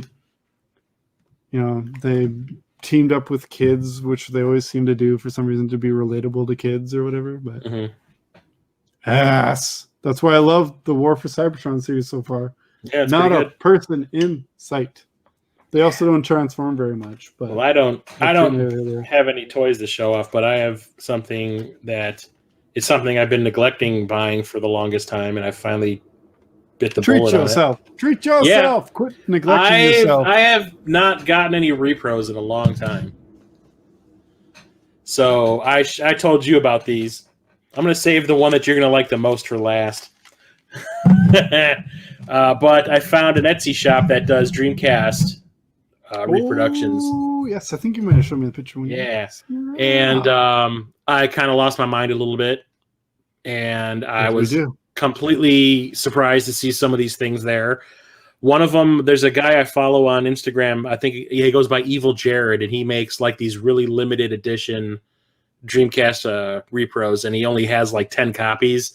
And it's like first come, first serve, and I always miss out on it because I'm at work. Like my phone is, 500 feet away from me. I'm not send even him close the money to it. And be like, make another. So, like, he made one of Rise of the Triad, which is one of my favorite PC games from when I was a kid, and I missed out on that completely. But he did a repro of Propeller Arena. Oh, okay. That was the one that was canceled because it was a canceled game that was actually completed, and it was supposed to be released, I guess, at the end when the Dreamcast died, and they just never released it. But it's like Crazy Taxi with airplanes. Yeah, I think they canceled it because the World Trade Center is in it. Yeah, I remember. I believe it was CJR was talking about that. He got that a while back. That's cool. But I was pissed because I missed out on Evil Jared's repro of that, but I found it there, so which is cool. And then I got a repro of Half-Life, which is another canceled Dreamcast game. I'm guaranteeing this is not nearly as good as the one that's on the PlayStation 2. It's probably better than the. It's probably better than the one that's on, Oculus. Yeah, I'm sure. Yeah, the Alex or whatever. Put your hatred in the comments below, Church. Yeah, we can feel it. That was clearly fishing Give for that. into your anger.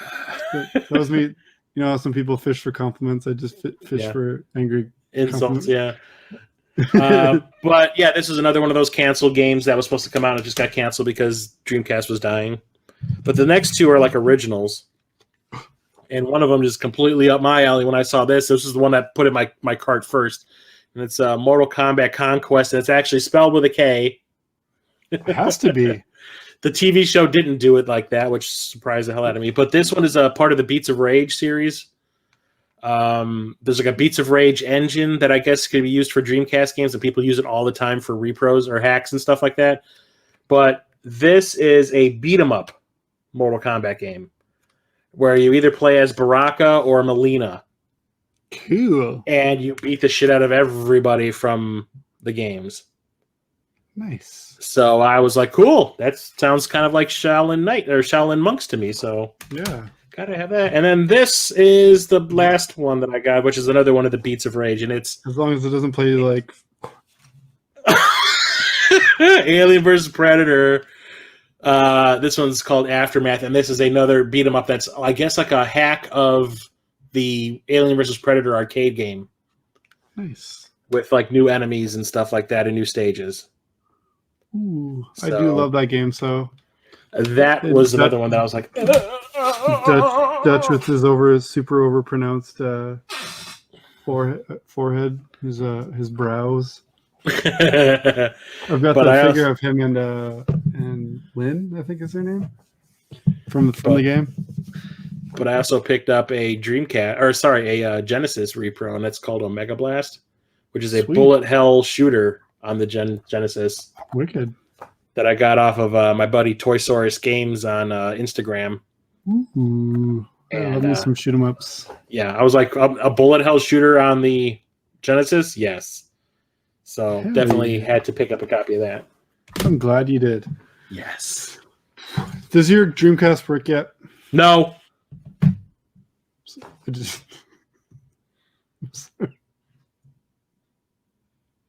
Sad now. So bad that I brought it up.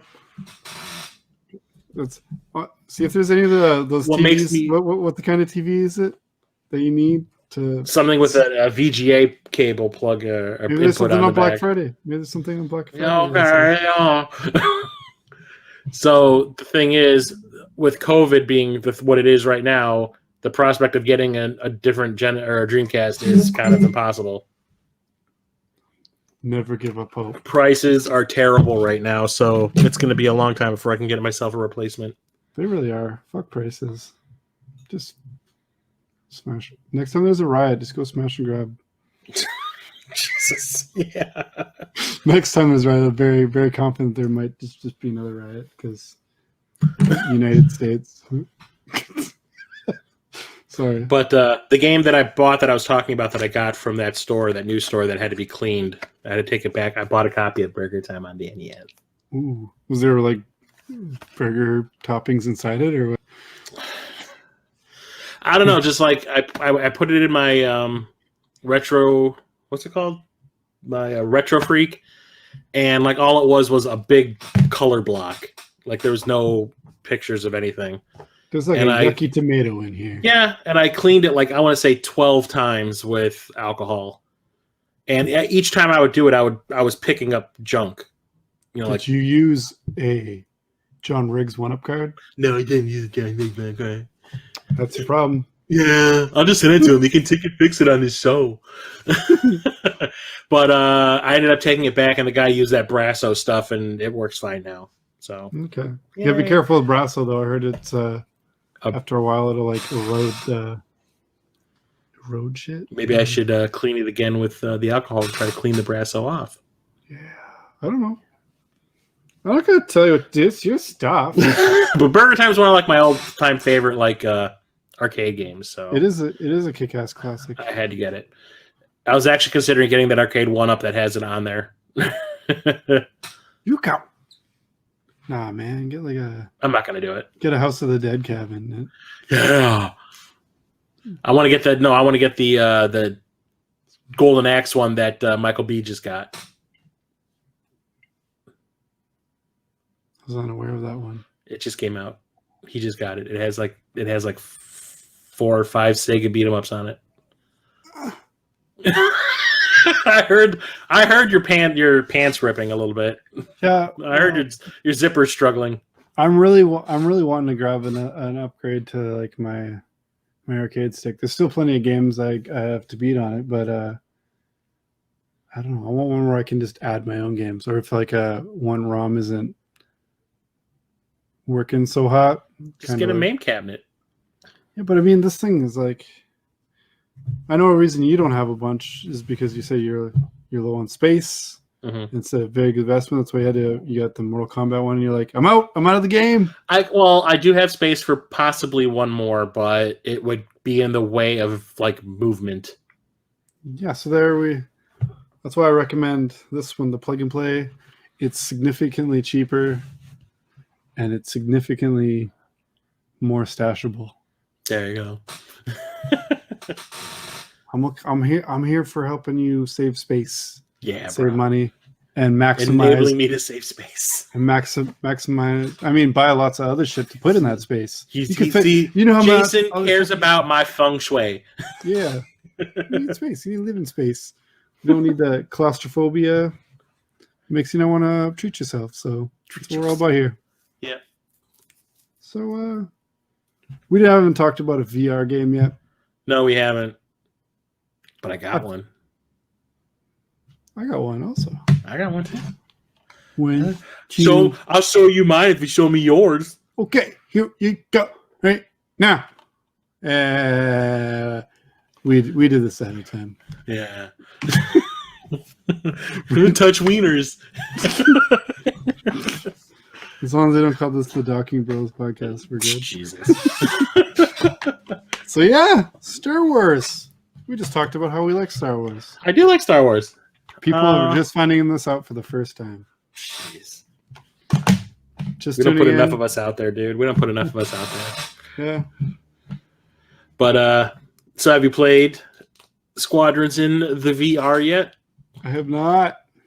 You're missing out. I haven't. Have you played it at all? No. Okay. But I wanted to talk about it because I've heard that the controls are a little poopy. Well, that's the thing. So when I first showed up, a friend of mine that lives in Florida texted me and he's like, "Oh, did you get that Squadrons game?" And I was like, "Yeah." This has crossplay over PCs and I think Xbox maybe. Oh, I didn't know that. That's cool. Yeah. So he was playing on a PC and he went and bought one of those flight controller things that everyone's been, bonering out over. And he was like, "You want to play a round online?" And I said, "Sure." So I played it, not in VR. I played it in, on my TV, and it kind of sucked. I couldn't get a beat on any other ships. I was always getting my ass whooped. I couldn't see anything. Damn. So I was like, "Yeah, this is kind of shitty." And I kind of after 2 games, I was like, "Yeah, dude, I'm out." So I was like, I need to try it in VR just to see what that's like. And that's the way you need to play this game. That's the way you do it. Being able to track the ships with your head and not the screen is the way to go. So now I'm trying to track. I'm doing this and I'm knocking motherfuckers out the sky. So shit off your coffee table. Yeah, probably. Yeah. I was gonna say, yeah. There's a couple of stains on my carpet. Shit. Yeah. Well, I've been really looking forward to it, and I heard that from you first, and then I heard a couple other people be like, "Play it in VR if you can, please." Yes, you'll like it a lot more. It is designed for VR, and even though I don't have one of the flight sticks, I'm probably not going to get one of the flight stick things. Playing with the controller is just fine, but VR is the way to go because it just makes playing the game so much easier, and it is super immersive the way it's it's told, because in between stages, you've got these like character building scenes where you've got like your squad, and you get to talk. You talk to them, and you do like conversation trees and stuff. And it's just the way the whole presentation is. It's really immersive, and I thought it was really cool. It would just not be the same if I was playing it in 2D. Well, I absolutely had to have it right away, not Yeah. just because it was Star Wars, because I knew it was a VR game and it looked like a substantial VR game. Mm-hmm. And I got to be able to hang out in the game room to game, and that's my problem. Most of my gaming has been done elsewhere. Mm-hmm. So when I can actually just sit and have like a span of time that I know is going to be worth hooking up the VR, it's the first game I'm going for. Especially now that I beat Spider-Man. Now that I beat Spider-Man, for sure. Yeah. But if you like Wing Commander-esque, outer space dogfighting type games, it is in VR. It is fantastic. I have at least 2 or 3 other games like that in VR for the PS4, and this one so far is my favorite. Sweet. Well, I can't wait to check it out. That's what I wanted to talk more about it, because we message each other pretty often, but we don't hit each other with a wall of descriptiveness. So I really wanted to just talk about it, even though I haven't got to play yet. Mm-hmm. Hopefully by the next time we can do kind of a follow-up, and I'll be like, yeah, you're right, kicks ass. Yeah. So I know we're done the pickups, but yeah, I don't care. You've just been waiting for your moment. You've been waiting for your moment. I almost started the episode out holding this because I'm so fucking stoked. I'm surprised you didn't start off the episode dry humping it. It's been under the desk the whole time, bro. That ain't ectoplasm. It was very pricey, but it's a reason. Well, they are Legos. The reason I'm not holding the built one is because it is a family Christmas gift. My kids and I all build Legos.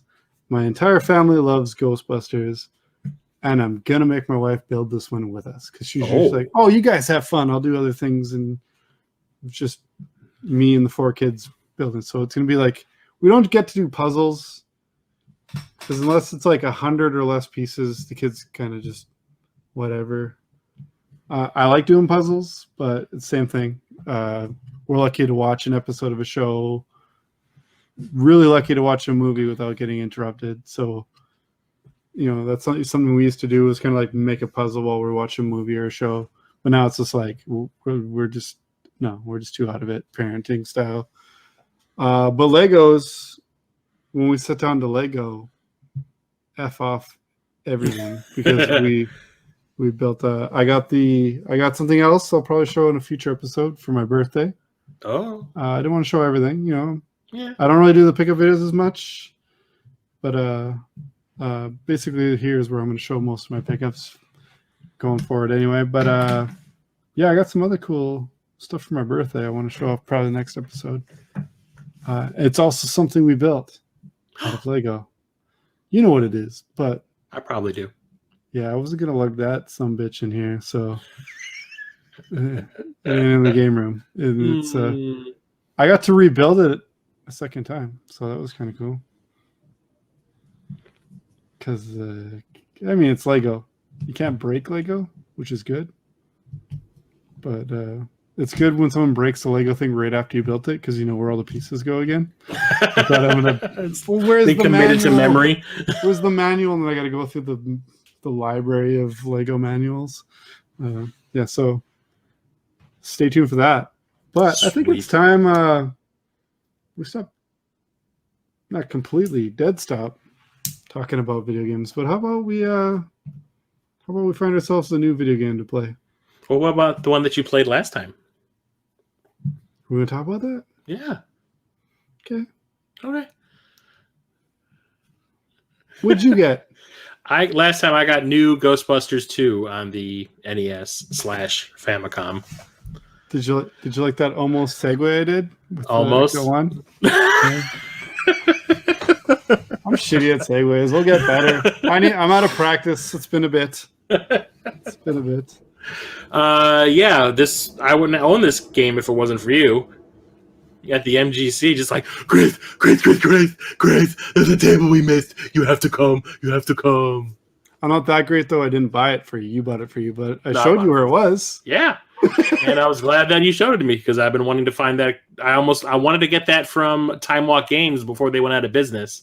Yeah, those motherfuckers. Yeah. So I was glad to find a repro with a manual and a cartridge and a box and everything. So that was very exciting. But yeah, I played through it. It took me like 3 days, I want to say. It's fun. Yeah, it's definitely the best Ghostbusters game for that generation. Yeah, but like honestly, it's like no contest. There's not much. Yeah. Well, before I beat it recently, I was like, you know what?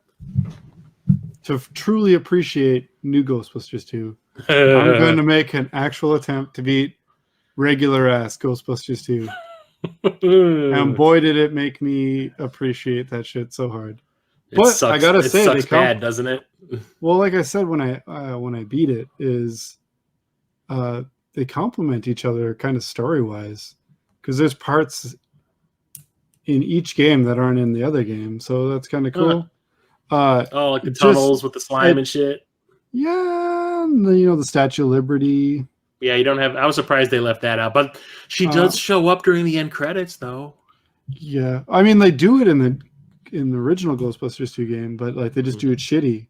So okay. I appreciate the reference, but it would have been totally fine because they used the advantage to control her in the movie. Yeah, I know. That's what I was like. Total missed opportunity. Yeah, I know. Yeah. But yeah, the game, like, its play style is like it's like playing Legend of Zelda, but really fast paced. Kinda, yeah. But yeah, you've got the two different Ghostbusters you can control. Everybody controls exactly the same. Yeah, there's no. Except one thing I noticed is that when you pick your tag along, like your little sidekick Ghostbuster, if I picked Lewis, he would go off and do his own thing. I don't know why. I'd be holding a ghost with my gun, and he'd be like off in the middle of nowhere, and I'd be like, I wish there was a call button I could have used. You see him? He's just twanging that little like door stop. No, he's like off screen doing something. He'd be like completely gone. He'd be like, that bitch just decided to go, walk about. He got frightened. Yeah, he didn't take the I ain't afraid no ghost. So he just kind of strapped in and shot. For my like final playthrough where I actually did play through the whole thing, I refused to pick him as my sidekick. Yeah. But like, yeah, it's the mechanics are really cool. How you have like you control somebody with the gun, and the other Ghostbuster is the one with the trap. I liked how there was like 8-bit versions of the songs from the movie. Yeah, I was surprised when I was playing through the subway sex. They're playing like that Flip City song. I'm like, I know this tune, and then it clicked. It's like, is this the Flip City song? It's like, holy shit! Yeah, they really knocked it out of the park with this one. Aside from their slate on Rick Moranis, but yeah, at least he didn't get punched in the face. Yeah, no one punched him. They caught that guy too. Thank you. That's the best thing that happened in 2020 is catching the guy that punched Rick Moranis. I'm sure he's dead now. Rick Moranis showed up at his jail cell and choked him like Freddy Krueger. There wasn't even a trial. They probably just publicly executed him. Just punched the nicest guy in the world in the face. No one shot him. No one hung him or guillotined. They just like put him on a box. Like this guy punched Rick Moranis, and then it was just like crowd just. He got tomatoed to death. Throw it. Yeah. People were throwing frozen tomatoes at him. Yeah, fuck this guy. But yeah, the only real complaint I had was, I want to say the last boss was too easy. Yeah, he's pretty big knockover. Some of the bosses that you fight along the way, like the second stage boss is Slimer. I couldn't figure out what to do to him for the life of me. Because you would shoot him, and then you would think you have to go and trap him, right? So you'd hold him, and then you trap. No, the way you have to do it is like the moment your gun hits him, you have to trap him. It was like and then the boss battle's over in like a second and a half. Yeah, and I was like, why did they do it like that? That makes no sense. And why would I think to do it like that?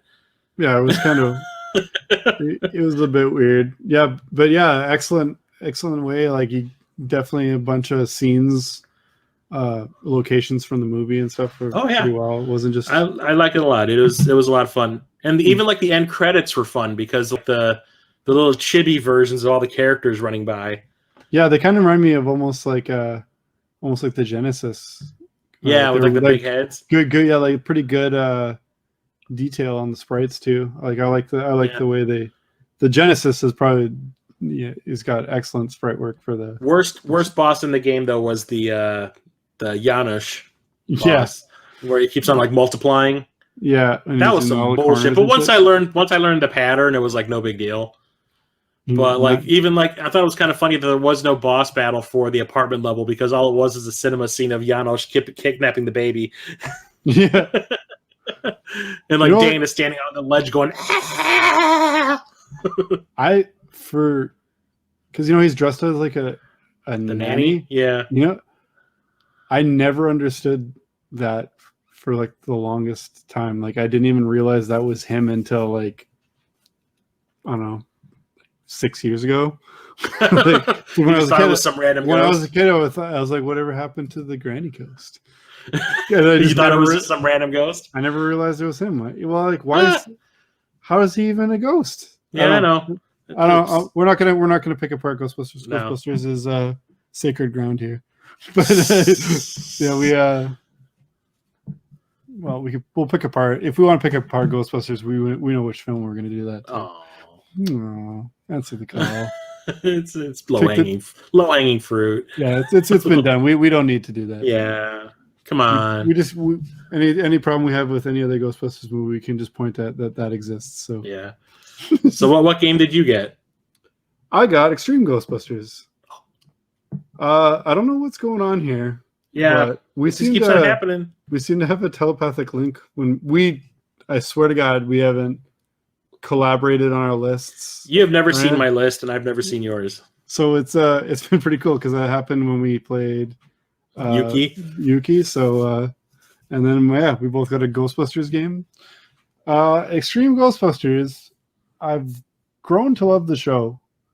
I didn't like it back in the day because it was too different from the original Ghostbusters. I did appreciate that they had Egon and it was the same guy. But I just remember kind of thinking it was just cheap. It was just it was the exact same animation style they were using for a couple other shows at the time. Like the Men in Black and the Godzilla series had the same series. And I remember just being like, oh, that kind of sucks. Like, Ghostbusters always stood out.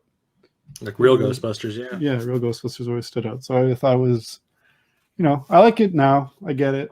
But the game, it's just forgettable. It's just forgettable. Like, I've had like 2.5 months or whatever to play it, and I just beat it the other day and I barely remember it. It's a Game Boy Advance, right?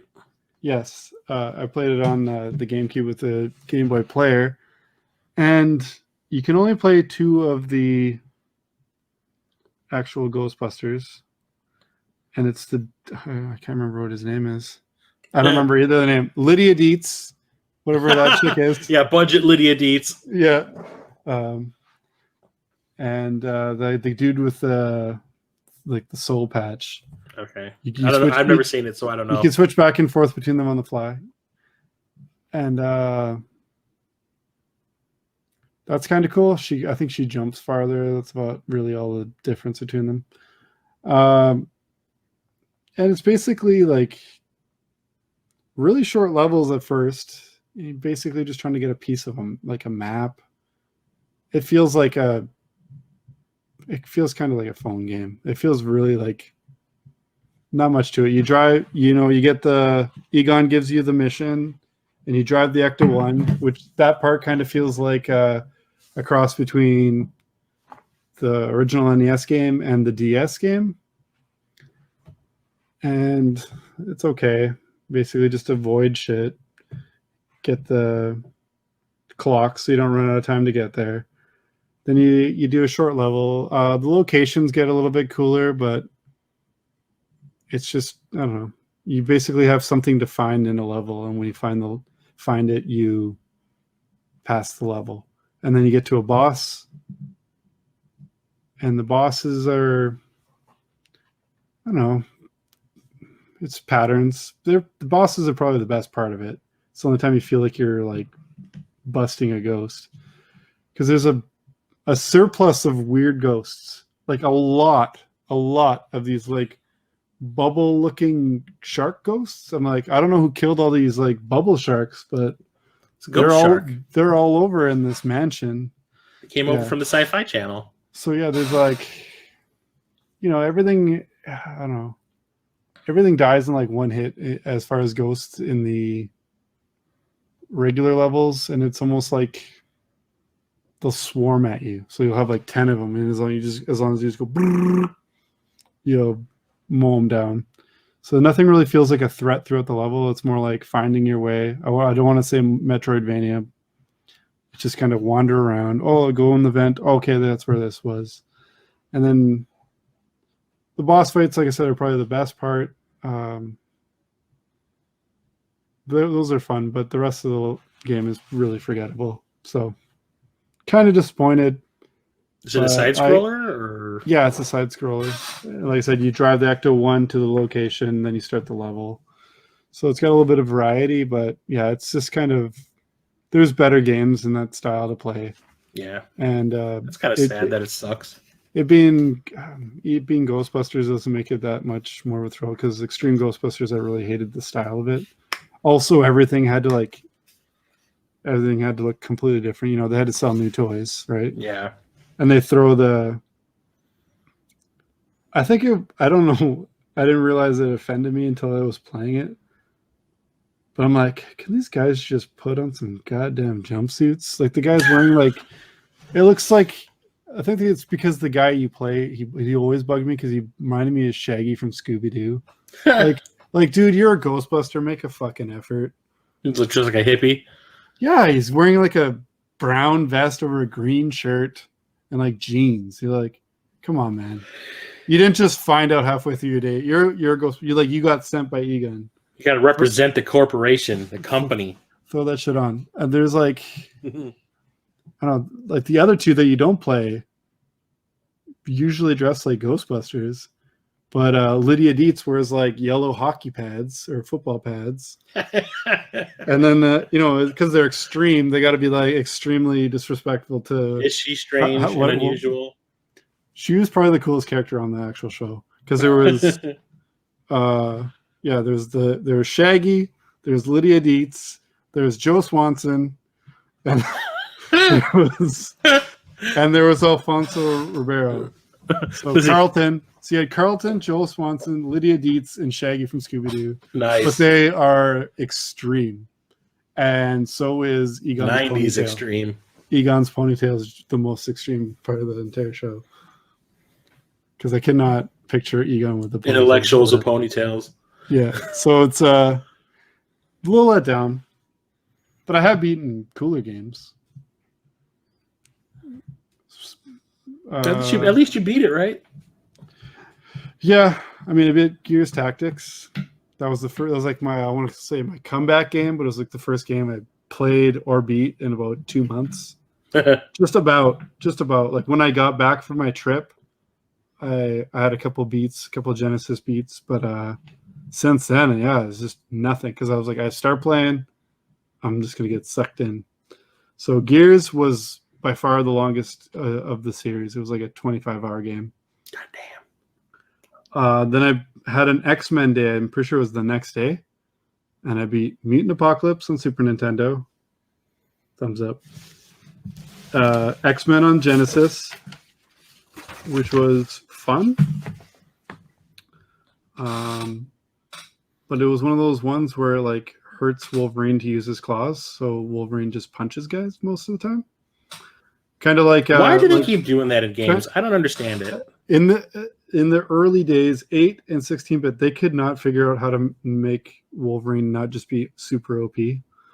So they're like, it hurts him to use his calls. Well, yeah, it hurts him, but he heals. Yeah. Every time it busts through his skin. You just made him real slow. He just deals with it. That's all you had to do is make him real slow. Yeah, like so. Wolverine is super badass. Quit trying to restrain Wolverine. He's the best. So yeah, that game was pretty fun for the most part, anyway. But oh my god, it's got to be one of the worst uses of the Genesis chip, and the Genesis chip already gets a lot of slag. So that's saying something. Like I turned it down. I felt like an old man. Like, this is too loud. It's hurting my ears. The music is just. It's like they record. Oh my god! It's like it's playing inside a tin can. It's it's the tiniest shit. I remember my brother turned the volume off when we were playing it when we rented it the first night that it came out. Yeah, like I can't say it's a bad game, but that definitely was left a lot to be desired. Clone Wars, which is X-Men 2 that I played right after, that's way better. Was much better. There was about double the characters you could play, and you can play as Magneto, which is pretty rare since he's the guy you fight in the other two games. Which was the one that you had to reset the game to beat it? Was that the first one? Or did you had to reset to the game to get to the final stage or something? Yeah, I don't remember which one that is now. I think that's the first one. Yeah, I don't remember. But yeah, Clone Wars starts up randomly. Super weird. Yeah. Super weird. You're in the middle of a snowstorm and you're like, oh, no. And every time you start the game up, it's a different character you're playing as. Yeah, so that was weird. It was kind of cinematic, though, because, like, before you see the title of a movie, usually there's, like, the intro scene and it goes, I don't know, especially now it goes, blah, and then all the letters turn and it's X-Men or whatever. Or it's just something. I mean, the X-Men movies do it a lot better because it brings in that kick-ass X-Men movie music. So, but every other movie goes blah, and shows that slaps that shit in your face. Yeah, and then as I said, after that, I was just on a Marvel kick. And then that's when Miles Morales came out, and I played the shit out of that. I think I beat that in 2 nights at work, so that was cool. Get my job. Then that's when I beat Extreme Ghostbusters, because I was like, I better do that or I'm going to forget. And speaking about forgettable, I had to do a double think when we were just about to start, because I thought, oh shit, I didn't beat my game. I was like, oh wait, I did. It just, yeah. Just went, And then I beat, I don't know, it's more of a demo of a game, but I counted it as a beat because I played through it a couple of times. But I beat Streets of Kamurocho, which is the Sega anniversary for their 60th anniversary. They released some free games on Steam, and this is Streets of Rage mixed with Yakuza. It's basically Streets of Rage 2. I think it's the first level from Streets of Rage 2. But you can play as 3 of the Yakuza protagonists. You can play with the one from the new one, Like a Dragon. Mm-hmm. He's unlockable after you play through as Kiryu or Majima. And it was all types of fun. Like, I really wish this was like an entire game, but you basically play through the first area, the first level, beat the boss, and then you start playing again and it's harder until you die. It's basically like a high score run. But yeah, I checked it out with all 3 characters. None of them really play any different, but so much fun that I'm like, I hope they make this a full game, or they make it an arcade game in a future Yakuza game and still make it a whole game. But like, that'd be cool. I don't care how they release it, as its own game or when as like a pre-order bonus. Yeah, something like that. Yeah, like you can play it in the game, but also it gives you like a download code to download it. Whatever. I want more of it. I loved it. I already love Yakuza, but mixing it with Streets of Rage, that's what I loved so much when I started playing Yakuza. I was like, oh my god, this is what I've been looking for, because I was looking, starving for new beat 'em ups. Yeah, it's a 3D beat 'em up that's actually good. So it's not a long beat, but it's one that was definitely a lot of fun. Like, I played through it with all 3 of the characters and got pretty far on the second or third playthroughs, and it is what it is. I wish there was more of it. But after that, I beat an old favorite on the NES. This was just yesterday.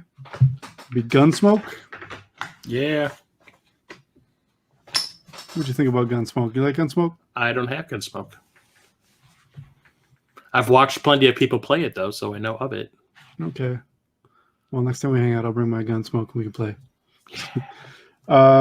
Yeah, I love it. It's a great game. It's kind of short, but you don't realize how short it is.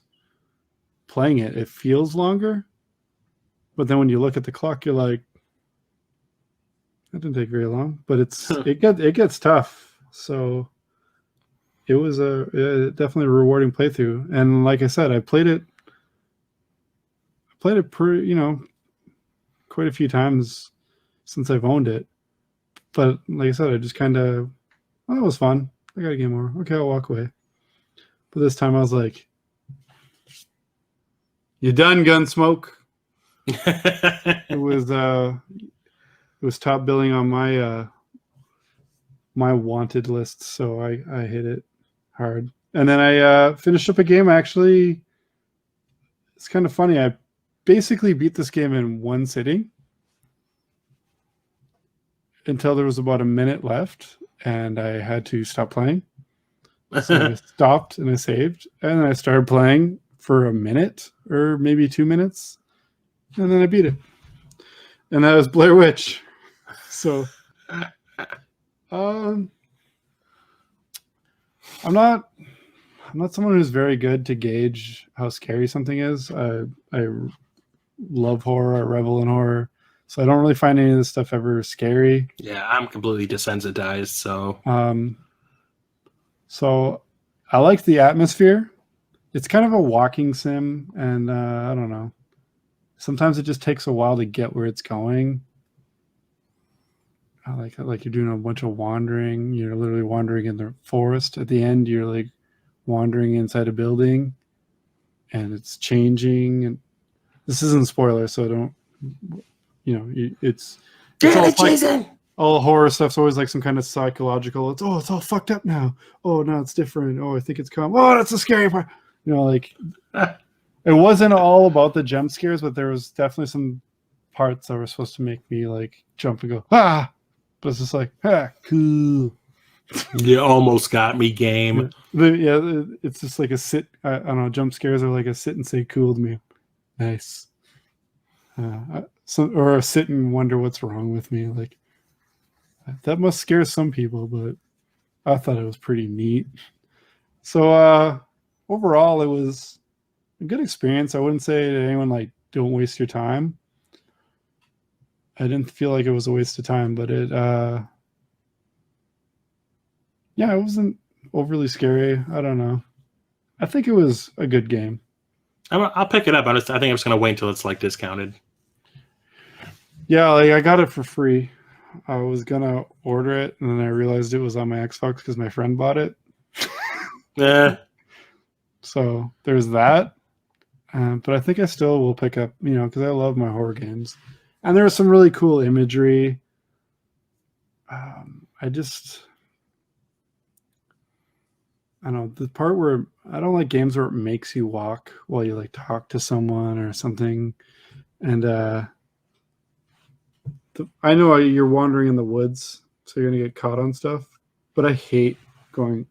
Can I even go up here? When you get like test stuff. You're like, Grand Theft Auto 5. Can I walk on this? No, I can't walk on this. It's like a barrier. So yeah, that kind of stuff kind of gets old on me. I think it just took a while to get where it was going, and that was my main problem with it. Is sometimes it was just a little like, okay, Just go. I know you're going for the creep factor. It's lost on me. Get to the part. Get to where you're going. I know where you're trying to go. So go. So I think that's what it was. There already. It seemed a little cliche, I guess.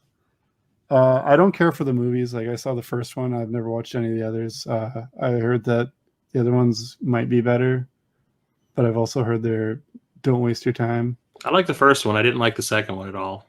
I didn't care for the first remake was not good. So is that all there is? There's the sequel and then the remake. The reboot, I guess you'd call it, was Okay. not good. Okay, because that's all I really knew about it. I saw the first one. I was like, it was better than that. There's none of that shaky cam shit. But yeah, it's if you like walking sims and survival horror games, this might be for you. I never played Outlast. I've played that a little bit. But I have them. I have the trilogy pack, and I just haven't hopped into it. It was one of my games I was going to play in October, actually. But it's one of those where you're like defenseless. So like whatever's going to happen is going to happen. I think that might have been why like I wasn't really scared, because I was like, well, it's going to happen or it's not going to happen. So yeah, it's one of those ones where you can shine a light, kind of like Alan Wake, to defend yourself a little bit, but there's no like, oh, look, he just walked by that thing he could use for a weapon, but I guess fuck it, right? So yeah, it was okay. Sorry, long-winded, but I don't know. Sometimes I gotta figure out how I feel about a game by talking about it. Yeah. So kind of stuff did you play? I beat the first Cat Quest. Yeah. Captain Algebra had posted on either Twitter or Facebook, or maybe both, that he had just played through the second one, and I was like, I've had the first one on my wish list on Amazon for like the longest time, and I just never pulled the trigger. Did you get so the I looked it up. Yeah, so I looked it up, and I saw that there was a double pack, so I just bought that. Yeah, I actually bought that a while back, but I still haven't been able to. So I installed the first one, and I want to say with over a course of a week, I played through it. And it's like an RPG light. It's kind of like playing like Final Fantasy Mystic Quest. Okay. But it's all cat puns all the time. Yeah, I saw it before Cap was talking about it. I don't know where I saw it. I think I just saw it in a list of games somewhere, and I'm like, cat, and I saw cat, and I zeroed in on it because my daughter's like obsessed with cats, and I was like, that could be a game we could play together. Yeah. So.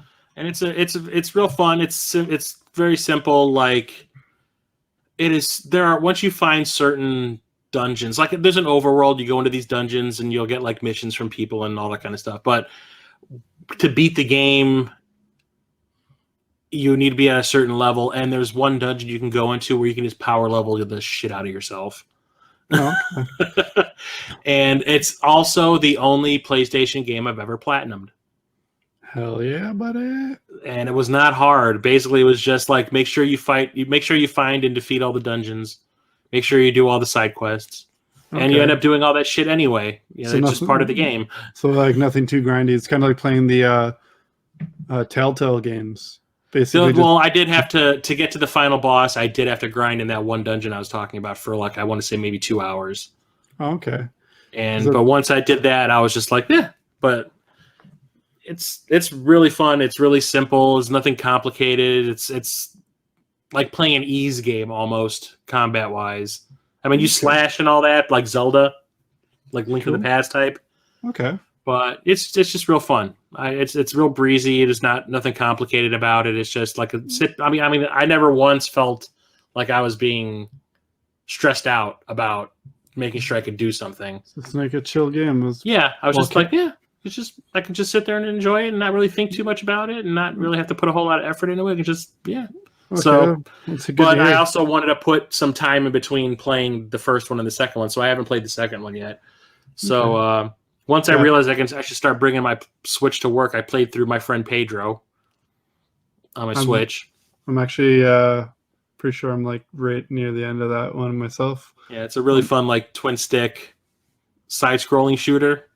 Sometimes the stick's got a mind of its own. Yes, it does. Especially like pointing at a guy else, and your guy will be like, "Yeah, hey, guy in front of me, don't mind me. I'm just shooting behind my back at nothing." But it's really fun, like all the acrobatic-y type stuff you can do, and the motorcycle levels. Yeah, it is so satisfying to like jump in the air and take out a room full of people before you hit the ground.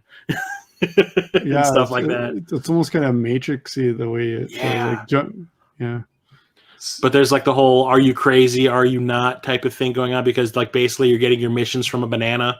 Yeah, he's just talking. He's like your conscience the whole time. Yeah. But yeah, it's a lot of fun. It's real simple. Like I mean, it's real easy. I mean, like I said, I played through it in one sitting. Yeah, like one afternoon. I started it before bed when I went on my last trip, I think. And then when I was gonna start it today, I was like gonna like resume, and I was like, how do I remember? I didn't feel like looking at the controls, so I was like, you know what? I'll just start over. I don't think I got. Yeah, it's not that long. I want to say it's maybe like a 3.5, 4 hour game. Yeah, so I'm liking it so far. I'm pretty, like I said, I'm pretty sure where the story's going is unless there's a big twist, I'm right near the end. Yeah, it's really fun. I like it a lot. Then I played through Stranger Things 3, the game, on my Switch. It was one of my games I'd gotten from Limited Run, and I was like, I'm in the mood for a licensed game. Oh yeah. Well, that's often the case with you, so that's cool. Yeah. So yeah, that's like playing like Legend of Zelda, I guess, but you have like 10 characters to choose from. Oh damn. You get like all the characters from the TV show. You get to play, and each of them has like their own signature weapon, and like they each do like a specific thing that you need. So there's like a puzzle element, right on. a little bit. Like there's a Metroidvania element to it too, which is like there's doors that you can't get through because they're covered in chains. Well, once you unlock Winona Ryder, she has a bolt cutter, and then you can go back and go through all those areas that you couldn't get to before. But there's one character you unlock, and once you do, he is the most overpowered character in the whole fucking game. And it's the worst character on the show, and it's fucking Will. Oh. The little kid that got possessed in the second season. Yeah, I started the show, really liked it. I think I got 3 episodes in, and that's as far as I am in that show. Damn you! It's just another show on my list of shows that I need to continue watching, but it's not a show I can watch with kids. So yeah, it's not. That's very limiting for what I can watch. It's scary. But like, yeah, his weapon or his method of attack is he shoots fireworks, like 3 fireworks at a time. So he's one of the only ranged characters, and they explode and take like massive damage to whoever gets hit. Oh, that's awesome. Man. So like he's like the most overpowered character in the game, but he's the worst character on the show. But yeah, I want to say that took maybe 10 hours to beat. It's kind of it's like an adventure game like Legend of Zelda, but it's extremely linear. Like you have to do these things. You can't skip anything. You just have to do these things to progress. Oh, okay. And it covers all the events of the 3rd season of the show. It's like from the beginning of the season to the end of the season, and that's it. So it wasn't like I saw any twists coming because I've already watched that season of the episode of the show. So okay, so it really follows the show then. Okay. Oh yeah, it's like completely everything. Okay. That's cool. Maybe I'll just skip watching it and just play the game. Yeah. But you'll get more out of it if you watch the show. Yeah. Then I beat Ghostbusters, but then I played through Saturday Morning RPG. Cool. Which is another limited run game. It's actually made by the people who run limited run games. It was like their second game. I was gonna say, wasn't that like the first game they put out? It was like I think that was the second. The first game they put out was that Vita game that was it Breach and Clear? Oh, okay, yeah. And I missed that one completely. I didn't even know about them until Saturday Morning RPG came out, and that's what I bought for the PlayStation 4. Okay. And I bought it for the Switch or the Vita at the same time, which was stupid. But it turns out that those games are worth a lot of money, so I just sold them later on, not having never opened them, because I found out how much they were worth. And I was like, I can get better games for this, with this money. Yeah. So I bought it for the Switch when they released it for the Switch, and it's not very good. Really? Yeah, it's like the overworld stuff is like Legend of Zelda, but it's glitchy and it looks like shit. And it's like the characters in the game are like pixel graphics, but everything environment wise is like polygons, but it's like really low res polygons. They look like ass.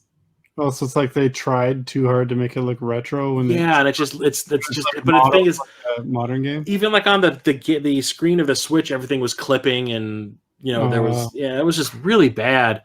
That's disappointing because I think I got it for like $1 on one of those random like Switch. That's about what it's worth.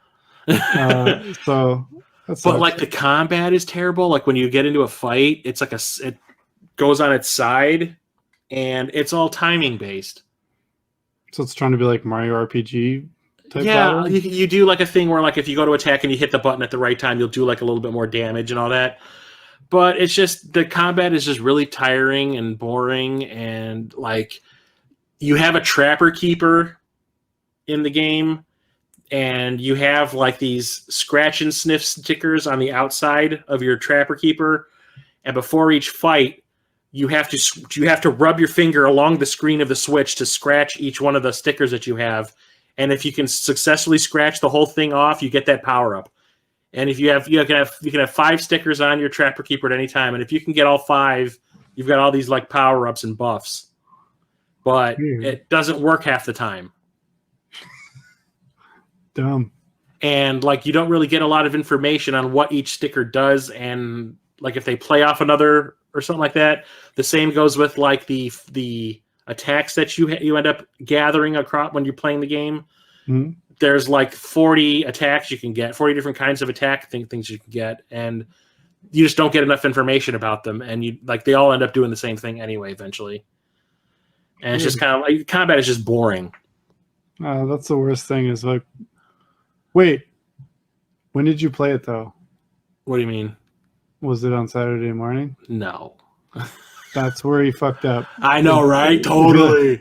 The best thing about the game is that it's like making fun of like the 80s and stuff like that. There's like Back to the Future jokes. There's Transformers, G.I. Joe, Thundercats, all this kind of. They even make a joke about like you run across who was that anti-drug dog from back in the 80s? McGruff? Yeah. McGruff? You run across a ripoff of him at the airport, and he says one of the air traffic controllers was saying that today was the wrong day to stop sniffing glue. Hey, man. Every day's the right day to stop sniffing glue. Yeah, dude. I was like, he made fun of Airplane? I'm like, really? Oh, yeah. Well, that's the stuff that was the best part of the game, was like all the jokes about references and shit. Yeah, the 80s and making fun of the 80s and stuff. But outside of that, it's pretty bad. I just beat it, and it doesn't even have an ending. That's the worst part. It's like in chapters. There's like 5 chapters. And when I got to the end of the 5th chapter, you beat a major boss, which I thought was going to lead to the guy that you've been trying to fight for the whole 5 chapters. And he goes, "You have beat me. Now you have my powers. Now you can fight, that guy." And then the game ends. You won. Okay, bye. But you never get to fight that other guy that you've been trying to fight the whole time.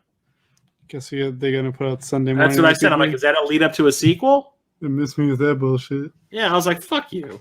When it ended, I was like, that's it. I even said it at work. I was like playing it at work. I had my headphones on. No one can hear what I'm hearing. Someone walked by and you're like, fuck you. I was like, fuck you. This sucks. And the other thing that was kind of cool is the guy who did the music for the Transformers animated movie from the 80s did the music for the game. Stan Bush. And the overworld music is the original Autobot theme that he came up with for that movie, but he threw away. He decided not to use it, and he came up with a different theme, and he ended up recycling it for the game. You're an asshole. I'm going to have to fucking play this game to hear this music now, right? This shitty $1 game. Oh, maybe I'll try it at work tomorrow. So and then if I hate it, at least I got paid to play it. And the last game I beat was BioLab Wars on the Switch, and it was a game that I saw J-Love play, like, I want to say over the summer, maybe earlier than that she had bought off the eShop. And it was like a Contra ripoff. But yeah, like 3 different characters you can play as. One is a male, one's a female, one is a dog in a suit, like a robot suit. Sweet. And it looked kind of fun. And then by the time I got around to buying it, it was 25 cents. Well, so I was like, oh, for 25 cents, I'll buy a digital game. And I usually hate buying digital games. Yeah, we do. I mean, that's me. Like when I can get something at a ridiculous discount, like when I see, oh, the disc version of that shot way up, or I could own it for $3. Yeah.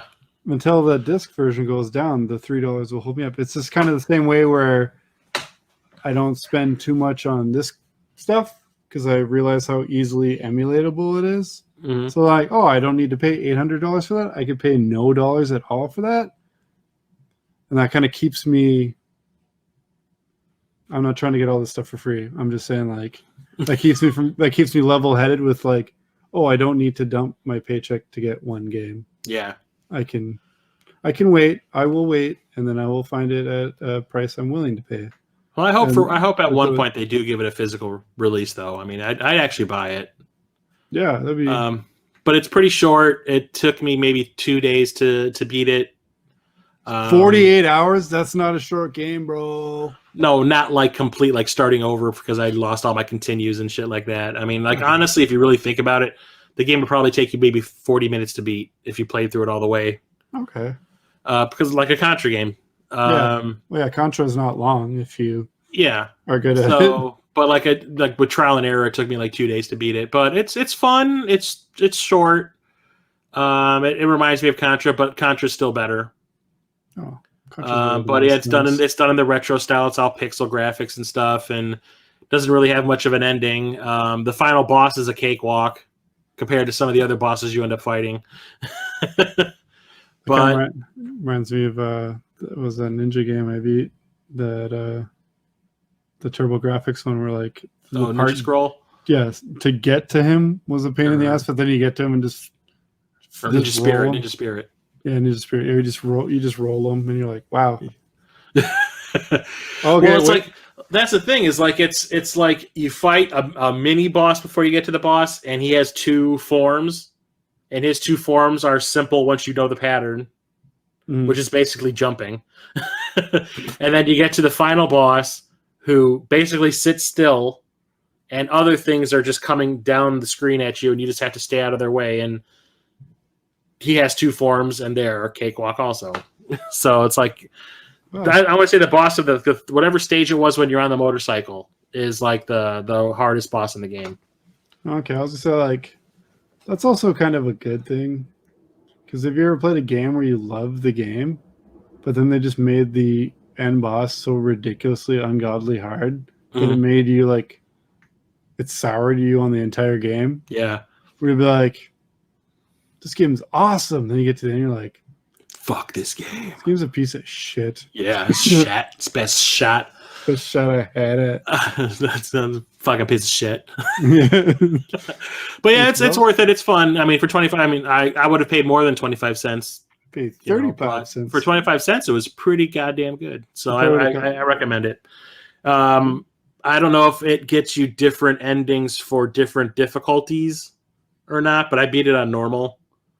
And I got like a pretty short ending, so I don't really have the urge to play through it again anytime soon. So, yeah, well, at least you had a good experience with when you played it the first time. Yeah, it didn't make you do a new game plus. No, it didn't make me do anything. Well, that's you know what? That's all you can ask. That's good. So that's it for me. Sweet. Well, I think we need more games to play. Yeah, I think so. So I think we should spin that wheel. What do you think? Yo, DJ, spin that wheel. What's that wheel do? Do you want to catch everyone up to speed? Sure. Who might not know what the backlog roulette is? So Jason over there has a roulette wheel that he will spin. Whatever number the ball, or actually the little mushroom, lands on corresponds with a list that each of us have made with games on it. So it's 1 through 36. 0, 00, and 1 to 36. Yes. And whatever number the ball lands on, we play the game on our list that corresponds with that number. And it's all games in our backlog that we've either barely played, have never played. So it's an excuse for us to play games that we have in our backlog that we have not gotten around to yet. Yeah, it's our short list of stuff that we like. Man, I can't wait to play that. Anyway. Yeah, but this other game. There you go. Looks good next to the other stuff. Oh, but Miles Morales is out. So. Yeah. Spider-Man takes precedent. So, yeah, we found we're both having the problem of especially playing the older stuff that we love to collect, really intend to play, but found we were rarely doing because it's hard enough to keep up with these 100-hour modern games. Yeah. That are constantly barraging us, and that's not a complaint. We just need more time. Yes. So we're like, okay, we put the stipulation on ourselves that all right, we're not going to do anything current gen. It can be last gen or older, but if you're playing along with us at home, do it any way you like. Any 38 games, it can be the same 2 games. You can't even choose between the 2. Just alternate. Whatever. Do whatever makes you feel good. Do now. But I really got to encourage you to take part because this is all about. Captain Algebra loves it. I love that he loves it. It's great. And He actually texted me while we were recording this episode to say, let me know what number you get. I don't want to wait for the episode to come out so I can play a new game. It's not going to be 2 months. I promise that. I even dated the beginning of the podcast to make sure that we don't do this shit. I can't believe he did that. It's like, let me know what number you get. I don't want to wait. Well, I'm happy that he's that gung-ho about it. I really hope that more people get in on it. I like seeing his hashtag when he beats his backlog roulette game. So that's awesome. All right, without any further ado, let's get into it.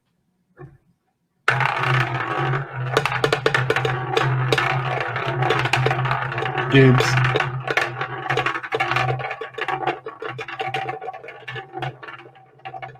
I must have oiled up that wheel. It's really rolling. We got Big 28. Huh. I want to see what I got. What'd you get, sir? I got Imperium on the Super Nintendo, Ah. which is a pretty fancy shmup that I picked up because Nintendo told me to. Wasn't I there when you got that? Did you get that MGC? MGC, yep, that was that table. That had was all not the table that the people were selling for their friend that had passed away? Yeah, that got that there. Oh, right on. Whew. What you get? I'm revisiting one that I never beat, and it's going to feel really good to beat. I'm going after Mischief Makers. Oh. It's Shake Shake! Shake. My uncle used to have this game, and I've told the story a million times that I used to borrow his N64 all the time. And right before I got my own N64, this was one of the last games he got that I borrowed. And I really got into this game, but when I gave back his Nintendo, I mean, I could have borrowed it from him. I'm sure he would have let me. But that's the last time I played it. And I got it in my Video Games Monthly or I think it was Retro Game Treasure Box about a year ago. So I am stoked to go through this. And it's by Treasure. Oh, never mind then. Let's roll again.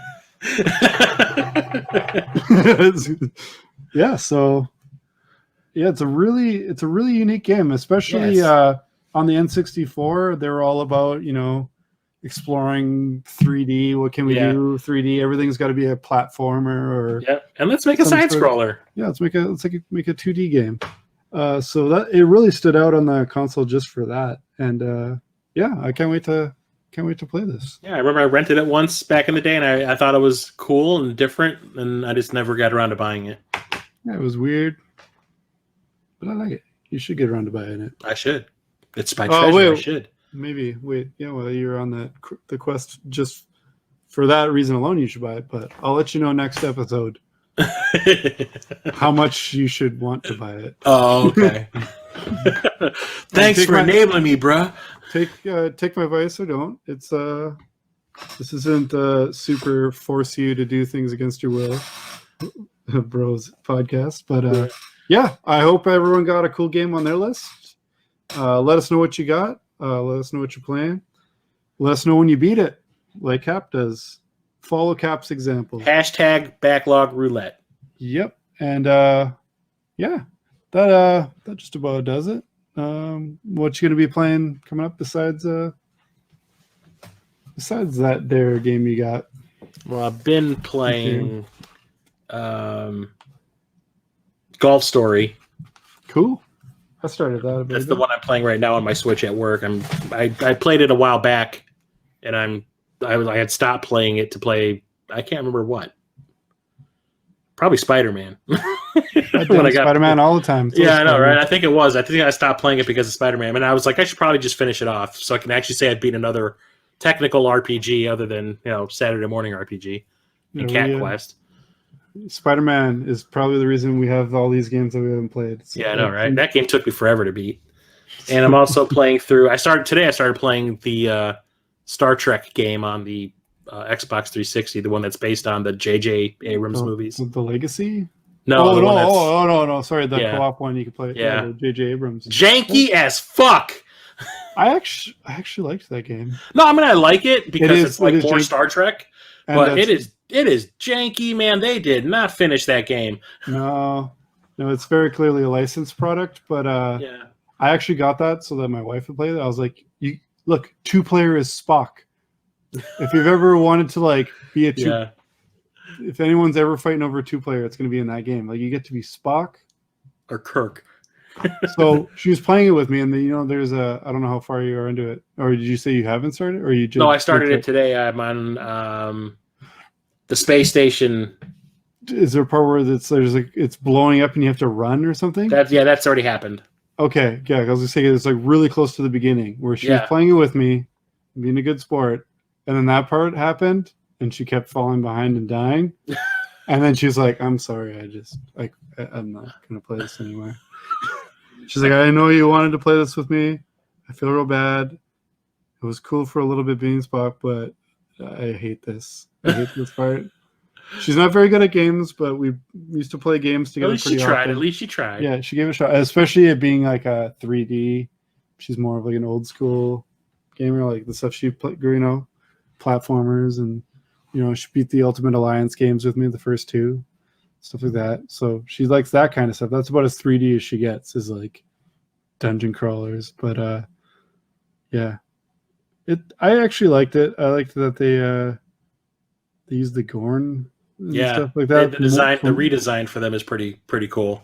Yeah. So yeah, I mean, but I'm a Star Trek whore, so like any Star Trek it's like Star Trek is like sex. Even when it's bad, it's pretty good. Well, but the games are pretty varied. Yeah, quality. Like some of them are just very dry. Yeah, this one encounters. There's not very many that have like a really good action element to them. I find. I don't know. My favorite is still the most basic one ever, and that's Conquest. Yeah, that's the one that's like the board game. Yeah, that one is fun. That one's like my favorite out of all of them. I have a pretty good amount. Like I even used to try and play the shit out of the Next Generation on Game Boy. Even though I had no idea what was going on. That's just minigame central. I would just warp around and then sometimes be like, hey, look, some Fergies, and then just shoot them. Yeah, it's like, hey, we got to beat these people up. Oh, it's like playing whack-a-mole. Okay. Yeah. Whatevs. I remember that being one of the first games I bought brand new for my Game Boy. I hate that game, and I own it for 3 consoles. I have the Game Gear, I have the Game Boy, and I have the NES version. Well, you are a glutton for punishment. I know, I just like Star Trek. Yeah. So much so I wrote a script. A film script. You revised it? Yeah. I revised it like 500 times. Yeah. Well, I'm gonna start reading it again. Hopefully it'll get revised in the middle of me starting it again. But so that's what I mean. They're like some games are really good, some games are really. But this one's like, I don't know. I want to say like a half-assed Mass Effect, Gears of War-ish. Yeah, like cover shooting and stuff. Like the cover aspect is kind of shitty. Yeah, the part I was gonna say it works really well in some areas, and then some areas you're like, well, I might as well just be standing up because this. Yeah. Even though I clearly cannot be hit from where you are, I'm above you, but you can hit me through this. Okay. Yeah, like I said, it's janky as hell. Like there's a part where I had to go into a vent to crawl through a vent, and Kirk went in. I'm playing as Spock. Kirk went in before me, and then I went in after him, and I actually crawled through him. Yeah, I remember that. Because I continued playing it and then I beat it. But I remember the tricorder stuff being a cross between like Metroid Prime. I remember it being like cross between the PKE meter on Ghostbusters and the like Batman vision on the Arkham games. Yeah, you can like see. It just reminds me of the way I have to scan things. Is like it's like from Metroid Prime. Yeah, yeah. Yeah, but So I mean, it's not a bad game. No, But but it could have used at least another 4 or 5 months of development. yeah, it probably just needed more lens flares. Yeah. Oh God, yes. Oh, the lens flares. And on that note, yeah, I don't know what I'll be playing. Probably something on my pile, and obviously my backlog roulette game. But I think I'm going to keep watching a series I just started, and that's Preacher. Oh. You ever watched Preacher? No, I know of it, but I don't have. What is it? TBS or? Oh, I don't know. What channel is it on? I don't. I don't have TV either. Oh, it's on one of the cable channels. It's whatever channel Prime. that it's on Prime. Walking Dead is on. Okay, yeah, AMC. Yeah, AMC. Okay. That's it. Okay, it's on Prime for me. I don't know if it's on your Prime or maybe it's just a Canadian thing.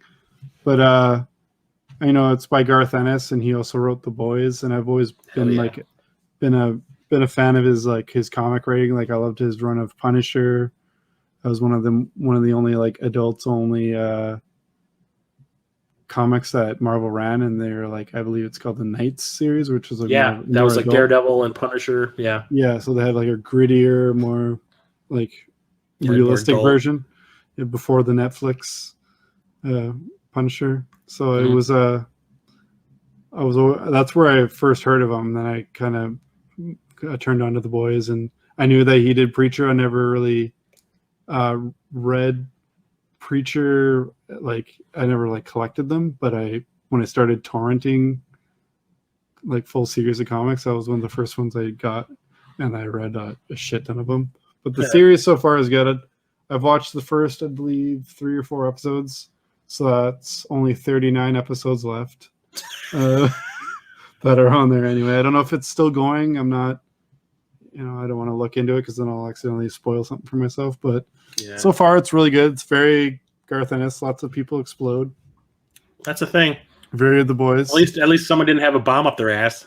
Yeah, it's really cool so far. So yeah, definitely recommend checking it out. Well, I started watching something that you recommended to me. What's that?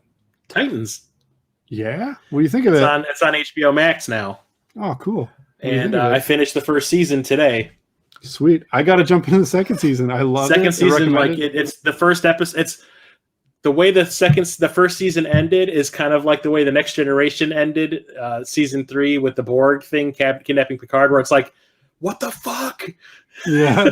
And then it's all resolved in the next episode for the first episode of season 2. It's like it's just all of it.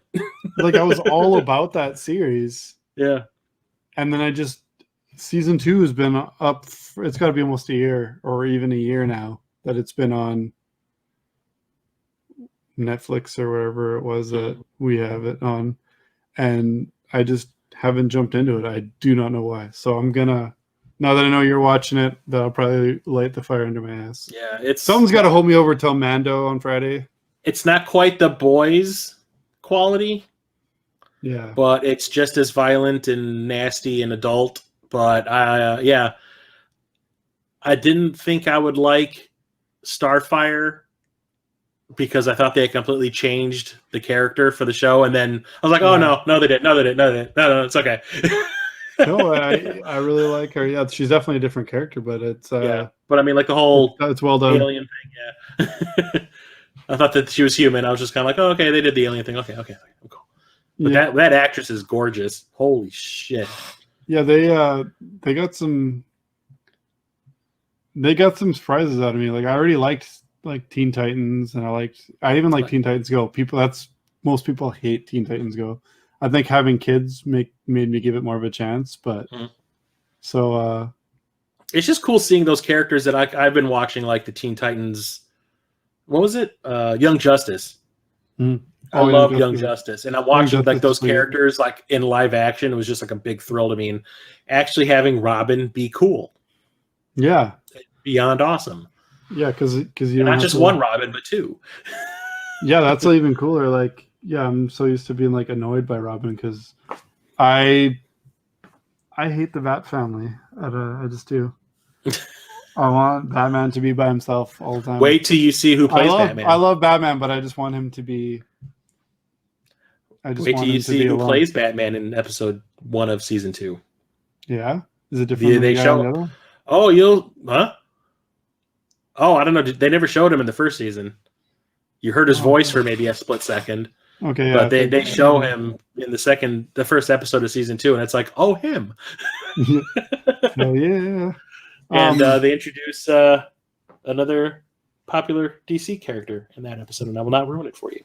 Okay. Yeah, I'm gonna start watching it probably right away. Now that I keep like forgetting when there's something, when do you want to watch? It's like I don't know. It's good. It's really good. I like it a lot. I like the whole grounded, realistic approach they're taking with it. Yeah, exactly. That's what really got me.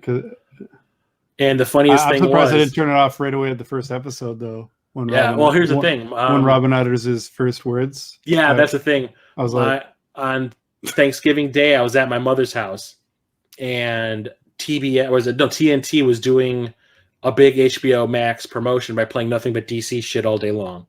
Well, it's a good way to get me to check it out. Yeah, so when I got there, Batman versus Superman just ended, and then it went right into Wonder Woman, and then right after that was Aquaman, and then after Aquaman, they're going to play the first episode of Titans to try to get you to get a HBO Max. And I go, I need to watch this with you because I want to see if they leave something in. And I was saying, are they going to leave the fuck Batman in? Yeah. And it came to it, and I'm standing there. I'm like, yes, yes, yes. And he turns to the camera. Cut. I was like, damn it. I think that they at least bleeped it out. Yeah.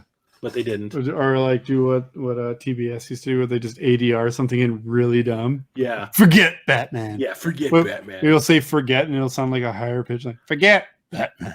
Yeah, but they waited to the last second before his mouth started moving, because he like turns to the camera and he like pauses for a second, and then boom. Damn it. Yeah, so it's I'll be jumping in. I'm glad to hear that you checked it out. Yeah. Now they have Doom Patrol also, and they set that up in Titans, so now I can watch Doom Patrol also. Yeah, because they kind of they set it up in there, and I thought like, oh, cool, there's something to watch when I finish watching season 2, and then now I've got 2 shows to watch. Yeah, the thing that gets me the most is it's Brendan Fraser's big comeback, but you never see Brendan Fraser. Yeah, it's the way to do it, I guess. You never see how chubby he's gotten. They treat him like he got like burnt in a fire or something. But, okay. Yeah. It's like Brendan Fraser found Portillo's and ate all the Italian beefs. Yeah. I love Brendan Fraser, so he's awesome. I'm just happy to hear him working again. So yeah, I missed him. I always liked him. I just thought he was real charismatic. Ever since I saw him in Encino Man. Yeah, I gotta follow you. He's the juice. That I was of the age group where like even George of the Jungle and stuff wasn't too fucking ridiculous. I saw that in the theater. Can't really. Yeah, I think I owned it on VHS and everything. But yeah. I'm glad we got lots of stuff to talk about for the next episode. Yeah. We'll do a recap on Titans season 2. It's gonna be so effing soon. You're gonna be like so soon. You're gonna be like 2 months again already, and I'll be like, no. So should I text Captain Algebra the number? I don't know. Maybe I'll put it in the comments. You think I'll let him hang on. No, where is it? No. Even tomorrow, if we play Predator with him tomorrow. What's the number, guys? What's the number? I forget. I'll look it up when we're done this round, and then we'll just go offline. What's the number? What number did you guys get? 69. Yeah. Well, I'll try and get this up as soon as possible. So okay. I think for now that just about does it for our episode. Damn right. A nice healthy catch up of 2.5 hours. I hope you stuck around with us the whole time. I hope you did. I mean, I had fun, so whatever. If it's just us left, chit chat with my enabler, bruh. Hell yeah! Well, let's get to it. Let's beat these games and beat some games along with us, and we'll see you next time. Bye.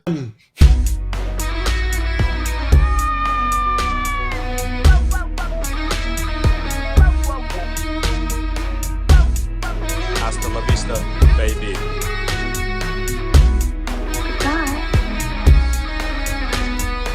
In case I don't see ya, good afternoon, good evening, and good night.